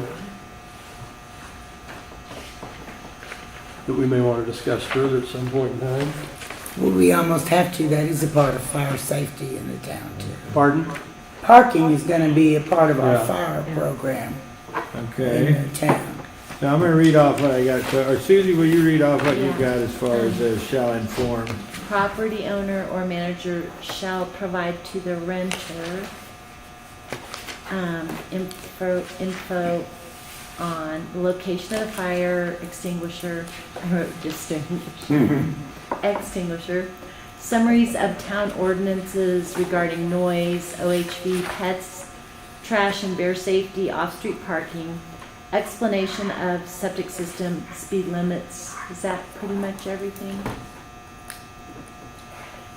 Yeah. John, I'm gonna ask you, is there a better emergency contact number versus 911? So I know it 911 basically has to go to Gunnison and come back here. The way the protocol works is you call 911, they trip our alarm. A lot of times our alarm's tripped without anybody calling 911. But they call 911, they call us, they dispatch us, we call them, ask them the emergency, and we move from there. So the best alternative is 911. Okay, I just didn't know if there was. I And, think and that's- actually, I would even go on to say that probably it would be good to put the emergency with like 611 8000, 8002, in case they got a cell phone, they have difficulty.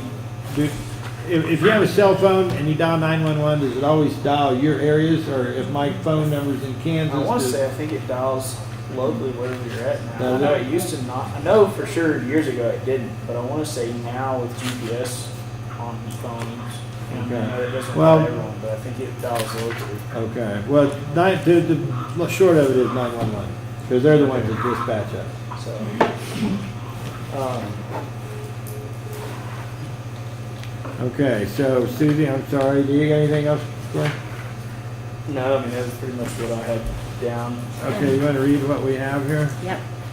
Property owner or manager shall provide to the renter information on location of fire extinguisher, summaries of town ordinances regarding noise, OHVs, pets, trash and bear safety, off-street parking, explanation of septic system, speed limits, and then the emergency number, 911, Yeah, we want evacuation procedures. evacuation procedure, okay. Yeah. And then I was also, I think that it's been discussed, like if they have a wood burning stove, Yeah.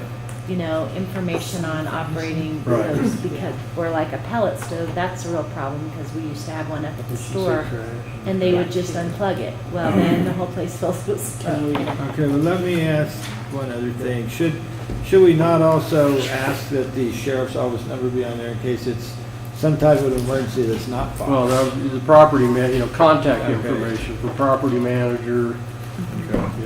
Yeah, so I think you can shorten this down to,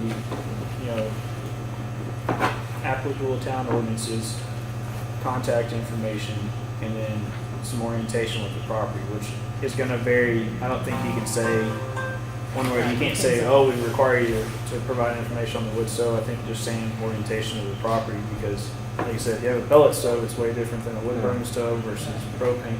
Well, and it's the landowner. Yeah, so I it's- think some of that just is gonna be left up to the landowner. Do they want their tenants to know how to use a pellet stove, or Well, for the protection of their own property, they should take every opportunity to make sure their tenants. Okay, but I don't think I think we ought to have some detail of what we think ought to be in that posting that we've listed already. I like the detailed list. Okay. Yeah, okay, Susie, you want to read it back one more time, and we're even longer than we were on parking. She's gossiping. I'm not supposed to be on this. Okay. I suggested that we might want to think about outdoor campfires, just for a safety feature. Well, what about this? What if it was to make sure that you go over with your tenant any possible burn ban that's put on the Okay. county? Good idea. Because if it's a burn ban, then, I had some people one time stand across from me, and I went and talked to them, and I said, I don't want to get in your business, but it's going to be a whole lot cheaper for me to tell you not to smoke than the guy who comes after me. And it worked. Cigarette went down, and then a new one got started when I walked away. So, so now we got a motion sort of constructed on the floor. So you want to read it back, and let's see if we can move along here. Want me to read it again? Please do. Okay. The property owner or manager shall provide to the renter information on, bullet point, location of fire extinguishers, summaries of town ordinance regarding noise, OHVs, pets, trash and bear safety, off-street parking, explanation of septic system, speed limits, contact information for the property manager, 911, and the emergency number, method of evacuation, instructions on operating any equipment. That would cover the wood burning, the propane, Or heating appliance. heating appliances. And then advising of fire safety and burn ban. Yeah, just okay. All right, so that was a pretty long motion. Now I'm gonna give that all, you get credit for that whole thing. Yes, Did I make that Can we shorten? I'll second it. I'll second it. Can we Yeah. shorten some of the stuff down, like the septic orientation and trash stuff, just to property orientation? It's not gonna matter, Corey. We're just putting out a list of things we want them to think about. If you shorten the list, you shorten the things I that they're think going to be one of thinking the about. problems with many of the town of Pitkins ordinances in particular, and many in other communities, is a lack of detail. We have the detail in there, then we know what we're talking about, and there's not any gray area that people can argue about, so. Well, I would just submit that you know, what does it hurt to Okay. err on the side of safety? And besides that, the zoning board gets their whack at it, Yeah. and the town board gets their whack at it. Yeah, but I think that detail is a good thing, because believe me, you look at some of the stuff in Pitkin, it's hard to figure out what you really intend. Okay, so there's a motion on the floor by Pete, seconded by Joe. Okay, Joe. Any further discussion? You satisfied? Say so. Okay, all in favor, say aye. All opposed? Okay, motion carried. So at this point, Wait a minute, there's another item, on the discuss additional items, time permitting. You don't wanna do- time permitting stopped a very long time ago. So we're gonna pick up next time. What do we want to do? Well, you got public comment. Oh, yeah, I know that. I was just going to make a note. So what do we want to do next time? Well, actually, look at there, trees property posting. We already talked about that. So what's for the complaint process? The next ones are the tough ones. Well, the complaint process shouldn't be quite as Yeah, bad. I think we can knock that one out there. So maybe 4 and, I don't know. Well, 4 and 5 kind of go hand in hand, don't they? Yeah, 4 Okay. or 5. Do we want to get ambitious and say 6? Yeah, let's do, because we could do 4 and 5 pretty quickly. and then Okay, spend the rest. ambitious, I like that. That's the number of, Actually, if we do 4, 5, and 6, then all of that will feed into number 1. If we have all that, that'll help us. okay, so, We can probably get that done next week, get it to town council by the 9th. that'd be wonderful to me. Not that ambitious. Okay, so at this time, we're gonna open the floor to comments, and I'm sure there's probably some. So, yes, Rand? There will be an engineer at the town meeting to discuss septic tanks. Good. It's either gonna be Williams or Ron Blue. We have to find out what Ron Blue.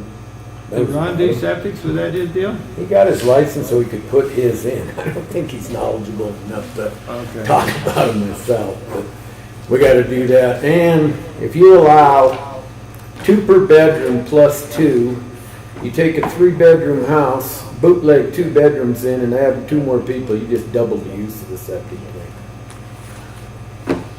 I mean, I think you're real wrong not having the septic tank sized, because you can't go by bedrooms. There's too many bootleg bedrooms, too many inadequate septics in town. In fact, Bob Williams told me I shouldn't issue a major remodel permit without a septic inspection by an engineer now, because there's too many All right, funky well, I'll old tell you what, systems around. we will keep this noted for when we have the septic system, and I think that it would be good, because there's been a lot of things stated in various different medias that, you know, this is the way septic works and this is the way septic works. And quite frankly, the only thing I know about a septic tank is it has a really crappy job. Beyond that, you know, I think it should take somebody who knows what's going on. Well, what the committee might want to think about, we sort of ventured close to it, but we talked about the motion on occupancy. And I think let's just continue our discussion, you know, when we get into the septic and all that, but we may want to put a qualifier added to that occupancy of 2 per bedroom plus 2, you know, something to the effect like subject to, or, you know, provided that the, you know, septic inspect, I mean, whatever. I mean, let's just keep that in the back of our minds. And also, let's not lose sight of the fact that out of almost all of our letters, the emails that came in from the public, septic had to be a big, if it wasn't number 1, it was number 2. I have some questions for Bob too, whenever, if he's ever there, if we can get a chance, we get to talk to him. Okay. All right. I can, if you want, I can keep the wording that I wrote with his first somewhere, you know, like I crossed it out, but I can still read it. It says unless it's determined that the septic system is not Well- deemed to be sufficient. Well, I for think- that. yeah, Let's note that, but we already voted on that. Yeah. So I'm let's just note saying, that we may we'll want talk to come about back it. and revisit this a little bit Yeah. after we get, I'll maybe just talk- write it so we can read it so, again. anyway. Okay, that's- any other questions? Thanks, Rand. It's- Yes. There was a lot of worry about the committee members about families coming and paying money for them and maybe their small children to stay in houses. Is this also gonna, the safety regulations also going towards long-term rentals? Wait just a Of moment. families that are, Could you please begin from the beginning? I don't know there that. was a lot of worry about families paying money, renting a house, maybe with small children and it having safety issues. Where did that worry come from? I don't recall that coming from They here. were talking about, I was using the example of a roof that was designed 30 years ago, and someone mentioned it collapsing in on their children. That's what she's saying. Is that going to apply to a long-term rental? I think that a long-term rental, short-term rental is two different animals. Tim's a long-term renter, and I don't think he ever gets mints on his pillow in the morning. So I think there's a difference between long-term and short-term. So Because a long-term renter, what does he do? He goes and buys renter insurance, And he has a lease. and he has a lease, and he mows his own yard and has his own activities. Where a short-term renter is a paying customer who comes and stays a few days and goes away.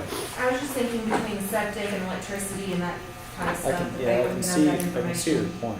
Uh, They both have the same reasonable expectation of safety. Okay, they do, but let me just say this, and I'm not trying to be rude or stymie anybody, but we were tasked with developing regulations for short-term rental. And we weren't tasked with anything for long-term. Okay, so I'm sorry, I probably didn't answer your question, but I think that's the best I can do. I think it's more food for thought. Okay. And is there any other questions, please? Yes, Roger? The off-street parking issue, there's a lot of residential properties that do not have off-street parking.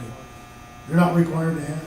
Well, I think if you're gonna be a short-term rental, possibly it's okay for you to be required to have it, and if you Okay, so don't, then Keith you Fisher simply next don't to meet the fire permit. station. Pardon? Keith Fisher next to the fire station, my neighbor Bob Blue, all these people that don't have off-street parking just can't rent. Are they renting their houses out? No, yeah, Well, but I'm not really concerned whether they rent it or not, is how they qualify. You just gotta say, with this one issue, off-street parking, that all those people cannot rent, well, because they don't meet that qualification. I don't think that it's the town's responsibility to accommodate any one person's paying customers. I think it's your I can responsibility. park on the street, my whole street in front of my house is full of cars that don't even belong to me. Roger, Can I go out and run them off? I'd love to. Okay. Well, You know, but I can't. I know that you missed last week, but we talked about parking last week. Yeah, I didn't. And let's be on target with what we talked about tonight. Okay, and like I So how's said, the you're town gonna, gonna do that? You're gonna go knock on doors and say, is that your truck? probably not, but I think we're borderline getting out of order now with a comment like that. Well, no, I'm just wondering how you're gonna, how you're gonna deal We're with it. gonna pass it to the zoning board, they're gonna pass it to the board, and if somebody in one of those two committees wanna go knock on doors, I suppose that's up to them, but we will not. Okay. All right. Any questions? Sure. Yes, Eddie? I hear a lot of comments tonight about safety. Uh-huh. And I don't think it's your task to create a perfect world out there, because it's not possible.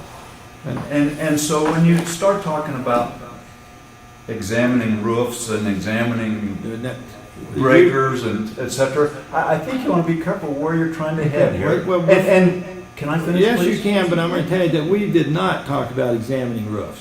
We did Well, not. it was It was discussed, John, used as an but example. can I finish? Sure. Okay. What I'm trying to say is, you guys say that you feel that it's your task to provide something that's safe, right? So when you go into a community that has we call it rundown motel. Do people have the choice to stay in a rundown motel, even though the wiring might be 50 years old? Or do they have a choice to stay in a brand new hotel? The wiring meets all the new codes. I just think that you got to be careful in trying to say that, you know what, we want to create a perfect world here, and we want everything to be safe for everybody. Because I don't think that it's really feasible. So you think we'd ought to be possible, we ought allow it to be unsafe for some? Can I finish? Please finish. Please do. It was brought up at the first of the meeting. Silverton has a pretty good example, it seems like, of what you guys are trying to craft. And yet, to me, you spent almost 2 hours going over pretty much what's in there, it seems like. I apologize, we wasted 2 no, I'm- hours of your time, Eddie. Okay.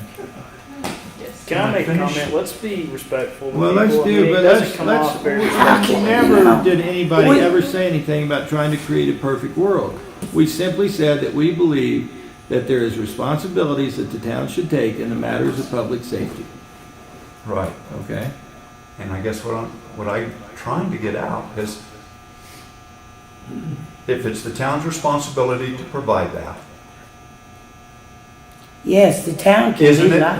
Go ahead and let him finish, I'm sorry, go ahead, Eddie. now, you know what? I'll say one other thing. There's been discussion about septic systems, on-site wastewater treatment. Maybe the bigger concern should be what's getting flushed down the toilets, not just the size of it. Okay? Okay. And I believe Joe kind of mentioned that. But when you put your little thing out that requires what should be posted in there, Yeah. Orientation with regard there's to information out there that says what should and shouldn't be done. I think Because you're right, that's people extremely don't, important. from a city, don't think of a septic and they don't know that, don't put everything down the toilet. No boa constrictors. They have no, Yes, ma'am. there is a, not a form, excuse me, a information, piece of paper at the county that simply says, now you own a septic tank. It would be a very good thing to make sure that they do have something, because if you do put the wrong stuff down, you got trouble. But fortunately, as far as our water testing and all of that, I believe that if our water from up here is going bad down to the hatchery, Chip will be very quick to be on our case, because that's where he gets most of his water. And I also think that you have a very good idea in contacting Dennis Spreitzer and saying to Dennis, what do you require in Gunnison? What do you require, in other places of his jurisdiction, of what things you might need? And, help alleviate feeling like all the pressure is on you to come up with, all the little details. Okay. I did put a call into him today, but he I was know. in training. And I know how hard Dennis is to get a hold of, so Okay. we appreciate that. Anybody else, please? Yes, Candy? Just, nobody's asked us, and not that they have to, get that quite clear. The two properties that we have done bookings for rental, we do use septic, safe toilet tissue. We do have postings that say no feminine hygiene products pushed down, flush down toilets. And it seems like everybody thinks that these rentals are gonna be so bad that nobody's inquired what has been done with the rentals, and it's all good. Okay. Well, would you mind, if you've already got an orientation or question, a statement of policy, would you mind letting us have a copy of that and It's grow a from it? verbal, we do have little small signs, but we do tell people we do not wash sheets while you're here, we do not wash towels while you're here, because we're on septic, we're on water wells, and we appreciate you respecting that for us. It's our town as well. Sure. And Okay. so, I just want you all to know that we do try our best to protect that. We don't want somebody's property damaged, and nobody, heaven forbid, wants their septic to back up and have to tear out leach fields and what have you. Okay. All right, well, no, and I don't think that anybody has ever suggested that you don't do things. No, I know, but I mean, the discussion seems to be so negative about them, whereas the ones that have been rented have been well managed and taken care of, in my opinion. Okay. All right, anybody else? Well, shall somebody want to send us home? Or you got more comment? You got Wait, something? Next meeting, Monday, 7? Yeah, I got that. John, are you gonna try to contact the fire marshal and a septic engineer to come to this? Yes, I am. It might Try to be get well hold to of. try to do that next meeting. Yeah. And And actually, when he's here, I think it would be, it would be prudent to schedule some extra time so he gets some Q&A time from the public as well as well, questions and answers. yeah, we may not get to 4, 5, and 6. Well, let me ask you a question. If I can schedule such, is it okay if we put off 4, 5, and 6 till the next week and visit with Spritzer? I think it would be best to get them both here at the same time, where that we don't burn 2 meetings here. Yeah. So if I could make that happen, would anybody have an issue with me bending? Well, I think what we've been doing is setting the meeting time, and then you're gonna send out an agenda, so And then just we let could the approve the agenda agenda and- reflect what you're able to, Okay. we'll do one or the other. Okay, so it'd be next Monday at 7, which is the 8th. Yeah. And if somebody would like to make a motion to send us home, I'd sure be glad I to. make a motion that we adjourn. Okay, there's a motion from Glenn to adjourn. Is there a second? I'll second it. Seconded by Corey. Point of order, she makes a motion to adjourn every meeting. That's my agenda. She knows what that is. I'm already 40 minutes past All time. right, all in favor of closing? Aye. Aye. All opposed? Okay, meeting adjourned, 9:21.